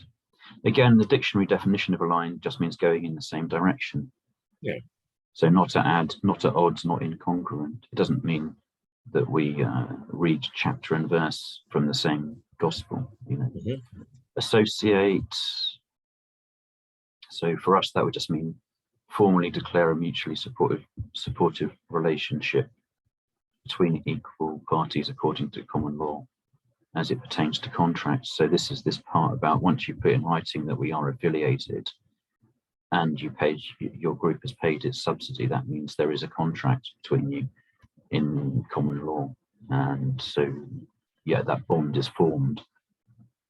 So if any outside party was to say, well, you know, you say you all speak for each, you say you speak for each other and you're mutually supportive, but that's just words. But you could say, no, it's actually a contract. If it came to that, you know. Association, yeah, fellowship of people. Autonomous. So acting independently according to the will of the people. So that's very important. Every group is autonomous, and it is according to what happens is according to the will of the people. So I wouldn't want any group to be affiliated to the county hub unless it was according to the will of the people of that group. So I'd anticipate them having a vote on that, or some way of making a group decision that that's what they wanted to do. They're all A's, aren't they? Look at this. Yeah, autonomy, a self-governing community, and then a sovereign. I took this definition from Black's Law Dictionary. a sovereign is a person, body, or state in which independent and supreme authority is vested. So it's kind of like saying autonomous, but in another way, really. And sovereign has become a bit of a buzzword in the sort of freedom community. I think we all know what it means and refers to. So that's why we've gone with Sovereign Communities Association rather than Autonomous Communities Association. It reminds people of the power of themselves, that the people are the power, and that is our constitution at the end of the day. Yeah, I googled Autonomous Communities Association, and there is one. It's in Spain, because obviously their various provinces, they're very keen on that. So yeah, that's interesting. But, yeah. So there's those definitions, and then moving on to the administration, and this is where you could see an alternative to local politics. So the suggestion would be that there would be a quarterly rotation of responsibilities. So in our local group, we have these 4 roles: chair, general secretary, treasurer, and membership secretary. In Hearts Unite, they've got different terms for them, but they perform the same roles, really. So the idea is that in the first quarter, or for the first 3 months, you'd have what could be called a quarterly general meeting, or QGM, and that would be hosted by a local group like Camelot. And then everyone would be invited from the affiliated local groups to come to some kind of, it'd be like a social event, but also a bit of administration. And at that meeting, the chair would be appointed, let's say, from Glastonbury, or the person who does that role in Glastonbury would become the chair for 3 months of the county, and whoever does this general secretary role in Wellington would do that for the county hub for the same 3 months. Whoever does treasurer for, say, Camelot would do that for the county hub. And then a membership secretary could be from another group like Taunton. You could probably function without that and just have those 3 roles and do it on a 4 monthly basis to begin with. But these 3 or 4 would work together for 3 months. They'd be well, not constantly, but they'd be available to each other. And their role would also, especially the chair and the secretary, one of their main roles would be to be a first point of contact for any inquiries that come from regional or national organisations wanting to get in touch with the sovereign communities in Somerset. But also they'd have all the usual roles of note-taking and chairing meetings. And then every 3 or 4 months you'd rotate round. So the next meeting would be hosted by, say, Camelot, and the roles would rotate round. So then for the next 3 months, the treasurer would be done by whoever does that in Camelot, and the chair would be done by whoever does that in Glastonbury. And then they would work together for 3 months. So this just enhances cooperation and communication, but you also get to see different styles, leadership styles. So the chair of Camelot might have a very different style to the chair of Glastonbury. But that's quite good, because you then get to see what works and doesn't work so well. And it's also entirely representative, because none of these people have actually been elected or through party politics. It's just their local private group has said, but through their own autonomous process, appointed them to do that role, probably for a year or whatever their term of office is in their local group. So they're already kind of representative of their group, but then they just sort of collaborate together for 3 months to represent the interests of the county. So you could see this as working without party politics. I mean, party politics could get involved if it did become a developed organisation, because politics with the small p is kind of human nature, isn't it? So you might have people in through lobbying to, I want to be general secretary next month, in a way that'd be a nice problem to have that level of engagement. So, but we have a sort of legacy example here, because we loathe or like, we've got the European Union, which operates on the same principle that different states take the helm at different times. So that's like a circular thing. It will come back again to the same state, depending how many people are involved. So it's meant to be an egalitarian situation where everyone gets a chance, and there's a clear structure there, and people can plan ahead because there is a structure. And so you've got a very similar thing going on here, without wanting to make any unfair references to or any weighted aspersions there. But anyway, we get the idea. Yeah, and then, if more groups joined, like say you had eventually had 5 or 6 or even 7 groups in the county, they could join the rotation in a second year, and then one of the groups could rotate, 2 or 3 of the groups could rotate out, so that for that year they have no county hub responsibilities, which might actually be quite a relief. And just let them focus on their local group, but they would obviously still go and attend the QGM quarterly meetings and have their voice heard there. So that's just a rough idea. And then, moving on to the sectors that we have in Camelot Connect. So we've got administration and communication is one of them. That kind of holds everything else together. So we've also got campaigns and socials. Social events very important to our members, getting together with like-minded people.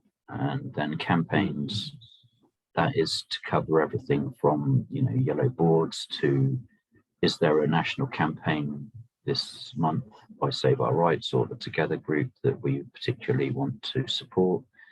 And then you've got, as a sector, family, life skills and learning. So that covers everything from homeschooling to the skills you need to survive, off-grid if necessary, and just other things like IT skills, like how do you put together a PowerPoint presentation like this? And then finance, work and independent business. Oh, I meant to say with life skills also, in our group, someone at the moment is organising fairly regular skills workshops where we get members who've got particular skills to come along and do a practical workshop on how to produce, for example, preserve food, or, So it's not just a talking shop, it's a workshop as well. We'd like to get workshops. We'd like to get the emphasis more on action rather than talking. We do have the guest speakers as well, and they can have, that does have fringe benefits. We did invite Mark Devlin to come and speak, and that afterwards we went to the pub as a group, and we got 3 or 4 new members signed up to Camelot there. Great. So those, in a sober manner, no doubt. Sorry? In a sober manner, before too much alcohol was consumed. They had no regrets after that day, I guess. Well, no, it wasn't. It was pretty. It wasn't excessive, to be honest. But I think that's an important thing to. It's like spicing something up. You always got something different. I mean, with the magazine, we just had our first event for Brighter Times, and we're planning. We're planning different speakers. We need that stimulus in any group. It needs a stimulus, and bringing the outside in, as it were. And it's you've got to be creative in the ways which you want to drive something forward. You've got to find those ways in which you can maintain people's interest, but in a hopefully very practical as well as an entertaining way as well. And it's about stimulation of energies, isn't it? Yeah, very much so. Yeah. And often, you get outcomes that you weren't expecting. It's just exactly. As long as you bring people together, a lot of, then a lot of things just happen naturally, you know. That's why I run an art business, and I do something called put an art salon together, and it's social essentially, because people aren't always good at communicating, not away from face to face or social media, whatever. And as you say, there's surprising things can happen. I love conversations where I'm eyeball to eyeball, because it's the energy in the room. It's the energies that are intermingling. There's an aspect of that which you just can't always get through a Zoom like this, as much as this is great. And so that is actually those energies coalescing, which can produce something different to what you might expect on a thing like this. Yeah, so then third sector, we've got finance, work and independent business. So that's covers everything from our own treasury under finance to, again, looking at alternative economy. Work, we're trialing a skills exchange within the group, which again it's available only to our members, and that's another benefit of being a private club, is that you can make your own rules. So a skills exchange does need to have boundaries and have some way of, working out what's reasonable to each other, and that can be done if you're all signed up to the common set of values as in a PMA. And then the independent business part is about reaching out to local businesses, and because they're kind of like the key to our survival, really. And so during the lockdowns, or when lockdowns and vaccine passports were imminent, we went and did a survey of local businesses in Yeovil town centre, and in cooperation with Dorchester town centre. And actually that's a good example of local group cooperation, because we actually swapped.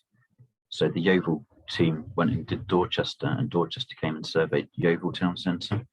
And that way, some people are a bit nervous about going out in their local community and doing, asking questions or, on difficult subjects.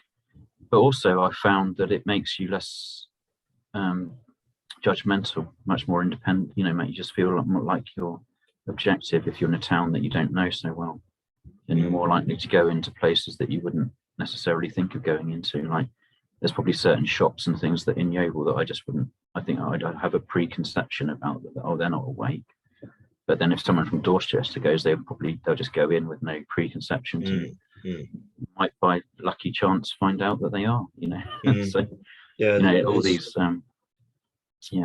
It's appropriate energies and different perspectives will actually feed to the greater good, and all these different facets are going to be useful. And I mean, you in a way you touched on with the finance and work section there. In a way, it's like trading skill sets, is it not? It's like you could say it's partly bartering is part of that, I guess, is it? It could come to.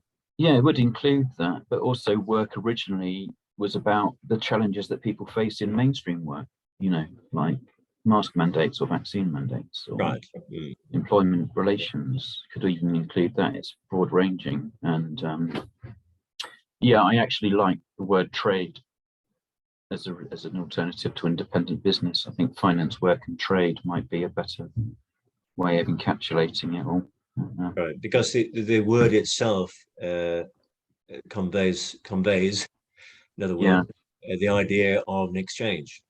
It does, What I often do is I make lists of words words and phrases of association, and then I find, because it's just good to have it lay out all the whole range of interlinked related words and phrases, because again we don't always want to throw out the baby with the bathwater, and we might think, we might discover someone's actually come up with a term which could be useful already.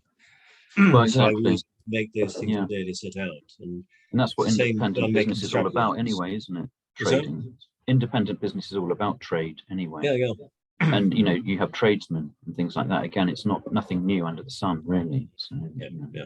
And it's actually appreciating the language that we have and use, or so in some cases have stopped using, and maybe we can revisit it and start incorporating those words, because I often find, because I'm a writer, and not just about either politics or what we're putting in, or current affairs, but poetry as well.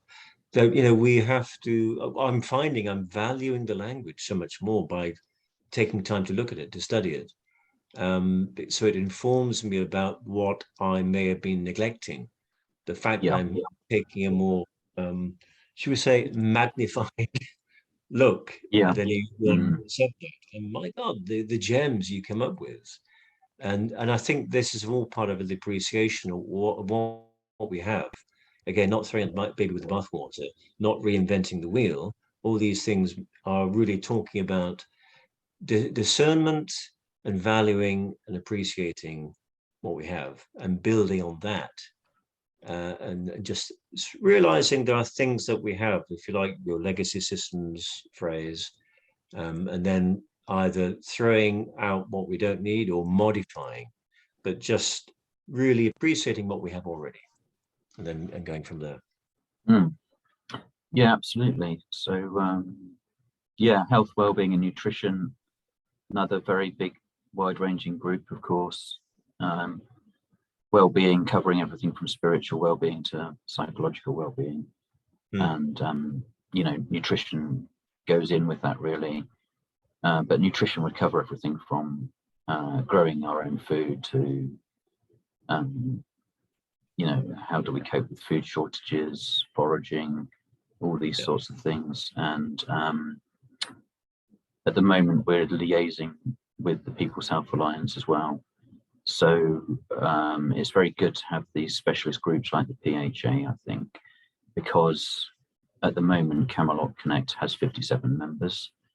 And so even with the best will in the world, it would be difficult for us to give all of these areas the attention they deserve. So, I mean, the PHA locally is likely to be probably the same people, but wearing a different hat, because, the awake community is quite tight-knit, isn't it? So it's unlikely that people in Camelot don't know about PHA and vice versa. So, well, just to say that Dr. Tess Laurie, who set it up, was on our episode 3 for New World Visions.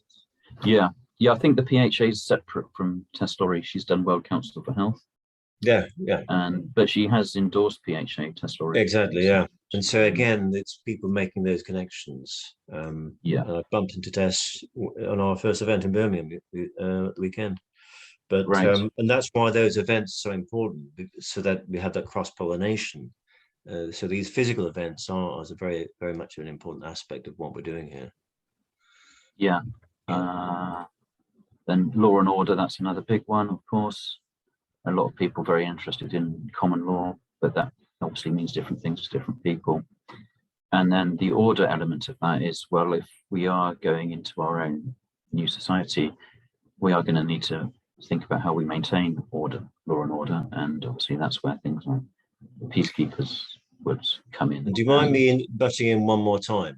Possibly not one more time, but I don't mind. On that point, because I like practical examples and little suggestions. So what I'm more often talking about is, because I think we're all going into a very interesting, very good paradigm, much better than any other paradigm we've had before.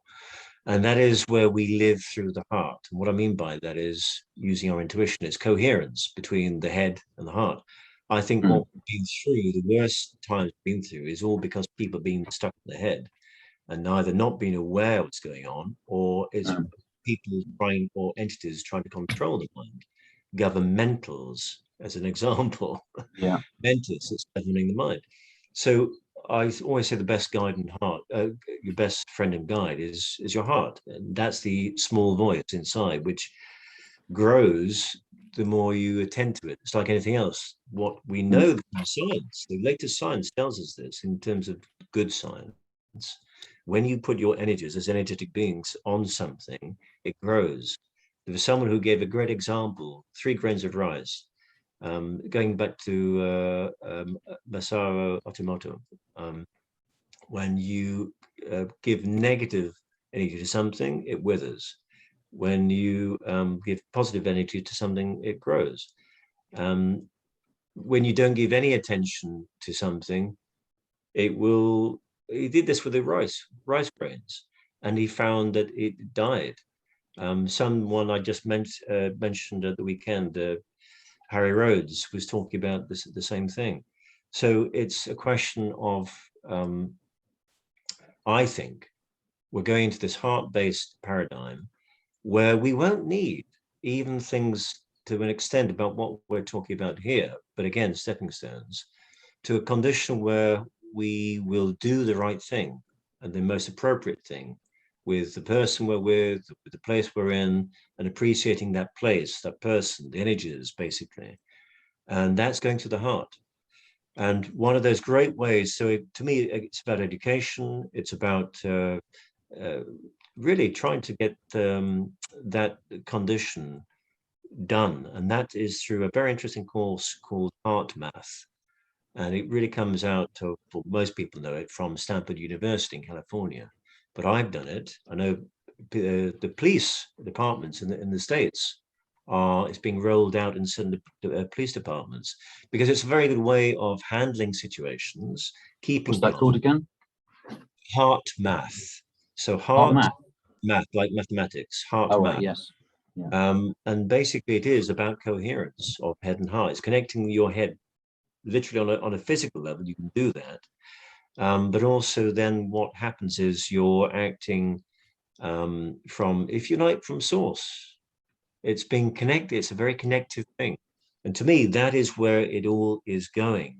And what we've been talking about here today is steps along that way. And, you know, some people won't want to be bothered about this talk about the heart and coherence and heart math. But these are the way, what you've been talking about to me, Ed, is about things that are, if you like, a contingency. So that, and what you can be doing, and others, and what I'm trying to do is encourage people to set up workshops to actually learn these skills. So then we do know, we listen to that little voice, and we are guided by our inner knowing. Because I think part of the problem is everyone's looking for solutions outside themselves. But if we can incorporate into these structures, whatever they are, a way of guiding people to back to themselves and nature, and of course, people are part of nature, that's great. So I think what you're doing is most admirable, and it is leading us back to the heart in some ways. But if I can just make that as a suggestion to look into the heart math course, some people who we all admire within the movement have actually done that, even police. So yeah, it's something that I would just like to get out there and promote. So if you are going to do workshops, that's one of the most key ones I could suggest. It's heart math, and of course I can talk to you more about that later on. Yeah, very good, thanks. Then, and that's what we get well-being from. And we get order. You know, we don't need the top-down approach. It comes so we don't need enforcement. No. Exactly. No, yeah. So then prepping, I like this one. Prepping, as a, again, quite a wide-ranging subject. Contingencies. Yes. Probably don't need to say too much about that. I mean, everyone knows what that's about. Well, I'm doing this practically by growing food for the first time in a more concerted way. I've made I'm making my third raised bed on wheels. Why on wheels? Because you could move it around, but also it's 3D growing, and it gives you more capacity. But I mean, I'm just saying that because I think food is going to be one of the key aspects of where we're going. We need food. This is a major concern at the moment, of course.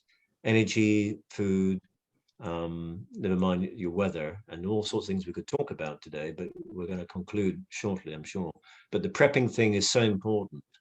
And I'm glad that you mentioned this, because people should be considering growing food and looking after all those things that maybe your state or your government is not going to be able to easily provide. And maybe there's a reason why that is. And I think people should be challenging their governments.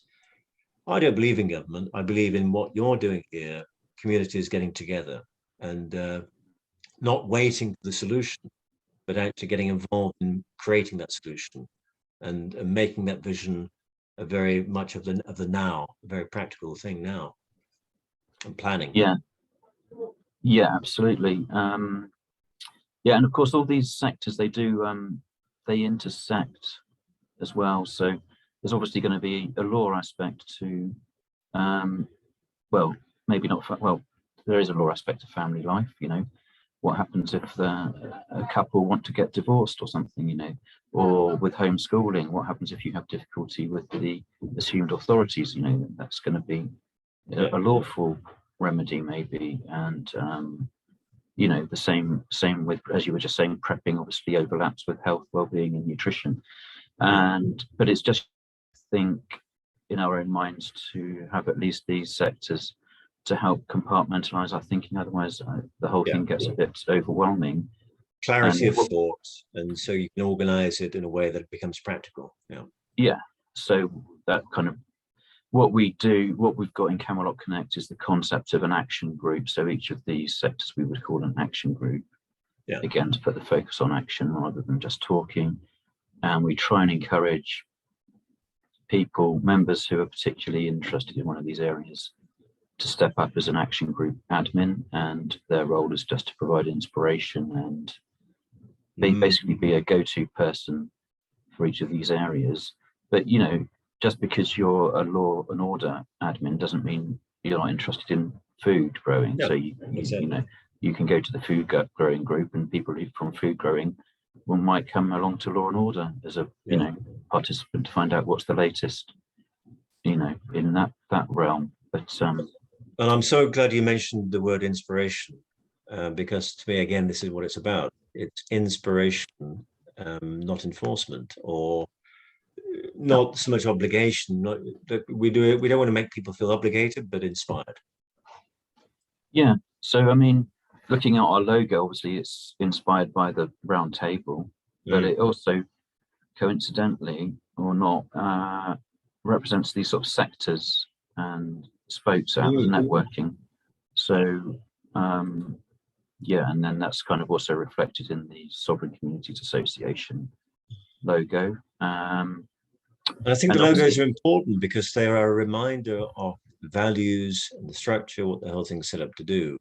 And that's why, you know, the design side of that is very useful to get that well connected to the whole ethos of the organization, what it's about. Yeah, and when it comes to cooperating at a county level, you could sort of envisage having these sectors represented at a county level as well, just to help people, you know, organize their thinking or their approach to these issues. And then, so yeah, what could a logo look like? Well, we've put the red Somerset wyvern, it's a dragon, but we've changed it around so it's facing to the right, going the way of righteousness. We've got Camelot Connect and Hearts Unite Glastonbury, so we just need a third one to join and we can probably get this association underway. And there on the right is the Somerset County Council. I see. Right. I wasn't aware of that particular logo. It's very similar to Republic of England, isn't it? They're using the red dragon. They've got the white dragon of Wessex. Oh, is it the white one? Sorry? White, is it? Right. Yes, white. They've got white on a red background, which I think is said to be one of the historical flag of Wessex. Right. Or, you know, because Wessex was an early, well, King Alfred's Wessex. King Alfred really sort of unified the English, so it's often seen as perhaps being a prototype for the flag of England as well, which I think is why the Republic of England. I love that guy. We got King Alfred's well in Leeds, where he hid from the guys who wanted to take him out. So he got around a bit, didn't he? I was just going to say exactly that. Yeah, the Somerset County Council red dragon has a mace in its hands, and that's supposed to indicate authority. I was going to say, of course. But we've taken the. This is actually from the official flag of Somerset, but I've just reversed it to the right, and it doesn't have a mace in its hand. Yeah, So it's not a trying to mace. enforce There's anything. no mace or mason in sight. No. Yeah, that email address is active. If anyone wants to get in touch via that. Well, you've answered the question before I've asked the question. Oh yeah, I can get in touch with you. Yeah. But yeah, then this part is just some blurb about, we've already talked about this really. This is just basically to explain the concept to people who are new to it. I mean, you can pause that obviously and have a read through if you want to. What can a local group offer? We've talked about all this really as well, I think. Yeah. Well, I think it's important to look at that and recognize it, because it really is the nitty gritty of what it's about, isn't it? And things that be in this list which people haven't perhaps thought about or wouldn't appreciate until you look at that list. And those are very practical measures, shopping. It's about getting help. So yeah, going back to the lockdowns and the initial concept of being a community care organisation. Yeah, let's remember there are people who are more disadvantaged than others, and yes, part of our ethos would be to support them too. And I tell you what, something else has occurred to me, in terms of community culture, because there's been an erosion of culture. I always use the example where maybe it was down your neck of the woods, where they banned a cheese wheel from being rolled down a hill. Oh right, yes. It's been going for many, many decades, if not hundreds of years, and they banned it because it's a very dangerous thing to do. It's the most entertaining example I can think of, but you might want to either reintroduce these things or just support local culture with such an organization like this. It'd be a nice idea, wouldn't it? Very then interactive. Yeah. And then, we've touched on it, some other approaches, and I've sort of, I've put together a short list of them here. So there's the Universal Community Trust, which you can go and have a look at their website there. Hopefully Jonathan Trapman won't mind me saying was his initiative. And basically they actually claim to be in their own jurisdiction. So they're a bit different but they do have a thing called the Sovereign Community Trust, right, which falls under the Universal Community Trust. So I came across it in my research, and that's something to look into. What was his name again? Jonathan Trapman. He's based in Glastonbury as well, and I've met him and have discussed the Sovereign Communities Association with him and how it could relate to the Sovereign Communities Trust. And we don't see a conflict there. In fact, these SCA could almost be a feeder club or something to the SCT, because the Sovereign Communities Trust is it goes a step further. Like I said, it claims to be, as a PMA, we don't really claim to be in our own jurisdiction. Right. We say we're doing our own thing, but within the jurisdiction of the UK government, whatever, or they can do their thing, we'll do our thing. Okay. And then so you've also got the chap in Bath. He's trying to get something going called Jural Assemblies. You mean Stephen? I'm in touch with Stephen. Oh, Stephen. Yeah. Yes. Yeah, he's really wanting to get Anna-von Reitz's, if you like, system out there. Absolutely 100% with that. He is. So we're going to be meeting up and talking about that as well. I've been familiar with Anna-von Reitz's work for many years, but interesting things are happening there. Yeah. Yeah, then you've got Community Assemblies of the British Isles. They've recently launched a new website, which is there. It used to have KE. It was because it started in Cornwall or Kernow, but now it's now they've kind of consolidated into a British Isles website. Community Assemblies Wessex. So these are the people down in Dorset mainly. they've got so there's Bournemouth Community Assembly, Ringwood, Swanage, Southbourne, and one or two others. And they do have every few months they get together and have a Community Assemblies of Wessex meeting. And they are talking to each other now, these two organisations, the British Isles and the Community Assemblies of Wessex. So I think they're probably going to align more or less. Not necessarily amalgamate, but align, whichever. Yeah. Yeah. Then you've got the Freedom Network, of course, and potentially a group called Our New Earth, affiliated to that. Yeah, the Freedom Network, they provided a lot of templates and blueprints for how to set up local groups, which was very useful. I mean, as it happened with Camelot Connect, we did most of the things they'd suggested independently. And when I referred back to their website, it just kind of reassured me we were on the right lines. But yeah, one thing, that's Karen's thing with the pillars, law pillar, education pillar, all these different pillars, which are the whole thing up about community and life. That's their approach. Yeah. Yeah.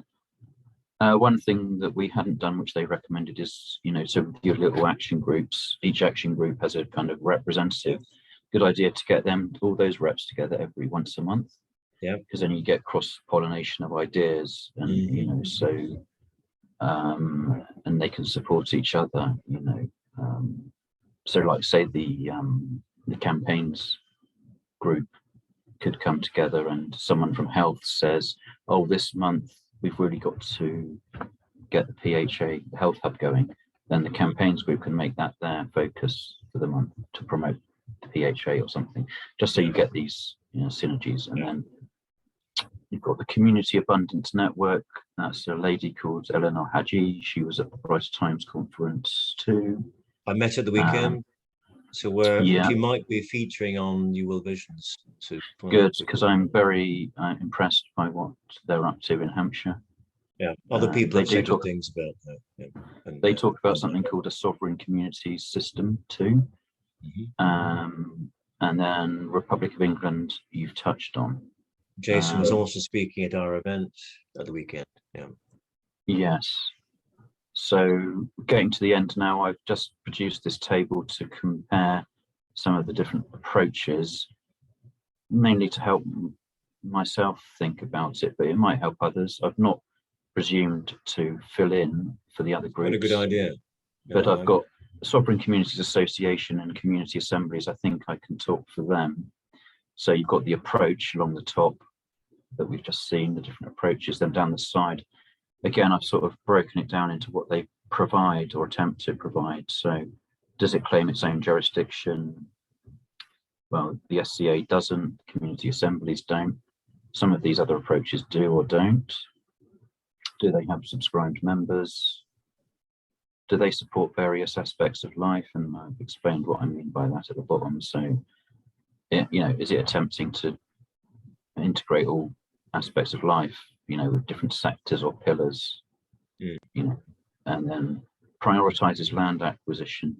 That's not something that we've really thought about as our local group, or it's not something we've prioritized. I know some of these other groups find that a priority. I think it's fair to say the Community Abundance Network would prioritize that. Do they prioritize communal dwelling? So to be a community, do we actually have to be living in the same homestead or piece of land? Again, no, we wouldn't.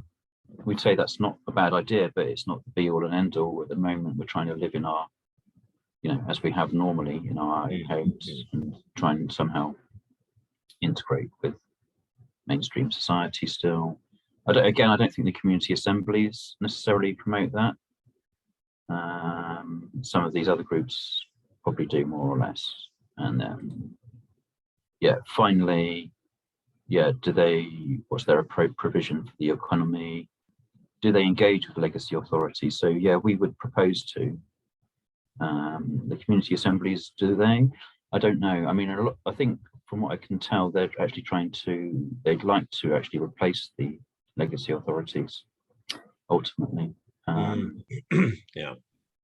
And I think this is the big difference between these organizations is, are they wanting to move the legacy organizations out the way or just cooperate? I think a lot of people just want to cooperate amongst their community and make sure they maintain services and look after each other. Whereas others is a bit more of a sort of macro grander meta level where it's a whole paradigm shift where they want to create a different way of being. And it's all, if you might say it's more political, but you know, politics means different things to different people. But whatever it is, I think we're losing faith in the larger entities called governments and so on, and people are realizing they have to do it for themselves. And this is largely what we're talking about, isn't it? Yeah, then law and order, does it contemplate or, you know, at least consider the law and order? Yeah, both the SCA and community assemblies do, including how we would interact with the peacekeepers and peace constables. And then safeguarding support, I'm struggling to come up with a phrase for that, but some groups have actually, you know, they're actually trying to put in place policies and procedures to support members of the community who have unlawful impositions. Yeah, there's people like, I think it's Mad Mix, but there's others that are growing. And I think it's always a good idea to have people you can rely on, whether it's friends or an organized group, an emergency service of a type. In these times when people our rights are being eroded or threatened, we need to stand our ground, stand our power, but we can rely on like-minded people. So to have an organization, a structure set up specifically for that, like it sounds a bit of a weird name, but Mad Mix, but that's what it's meant to do. Support so that would obviously also overlap with the peacekeepers and law and order. And not just to mention also, again, just because I found your guys in the Southwest were very lovely guys in the police, and I invited them to join the police support forum. Oh, great! Because we want to really try and get the police back on track. It's been corporatized. It's not what it was. There's a move to try and hijack, or it has been hijacked, the police. My idea was to try and find ways to influence the people in the police, give them support in a positive way, not just rail against it and say, do this, do that. And if you don't do this, blah, blah, blah. I'm saying we need to make them realize they're in jeopardy by doing certain things and not doing certain things, and just by following pernicious orders. So where we can find common ground, that's part of the reason why I set up the police support forum, to try and turn things around from the inside. So it's not always a question, again, of throwing out the baby with the bathwater. But that might be useful as well, just so people know about that.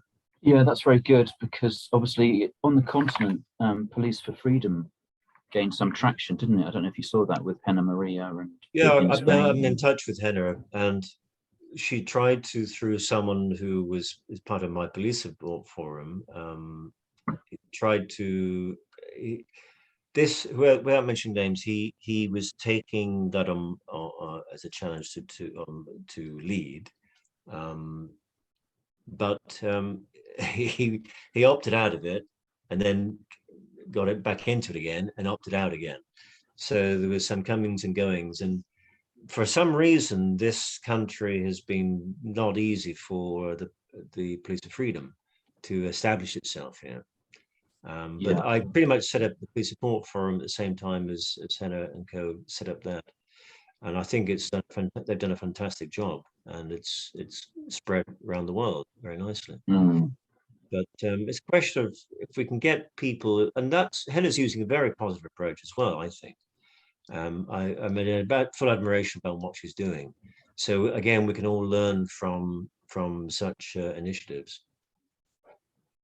Yeah, very much so. Yeah, and so then final thing to consider is how grassroots is the organisation, because for me it's all about grassroots. I do have some doubts about, or reservations about, nationwide organisations that are attempting to roll out templates. I wonder what their motivation is for doing that. And not always one size fits all thing. No, it doesn't.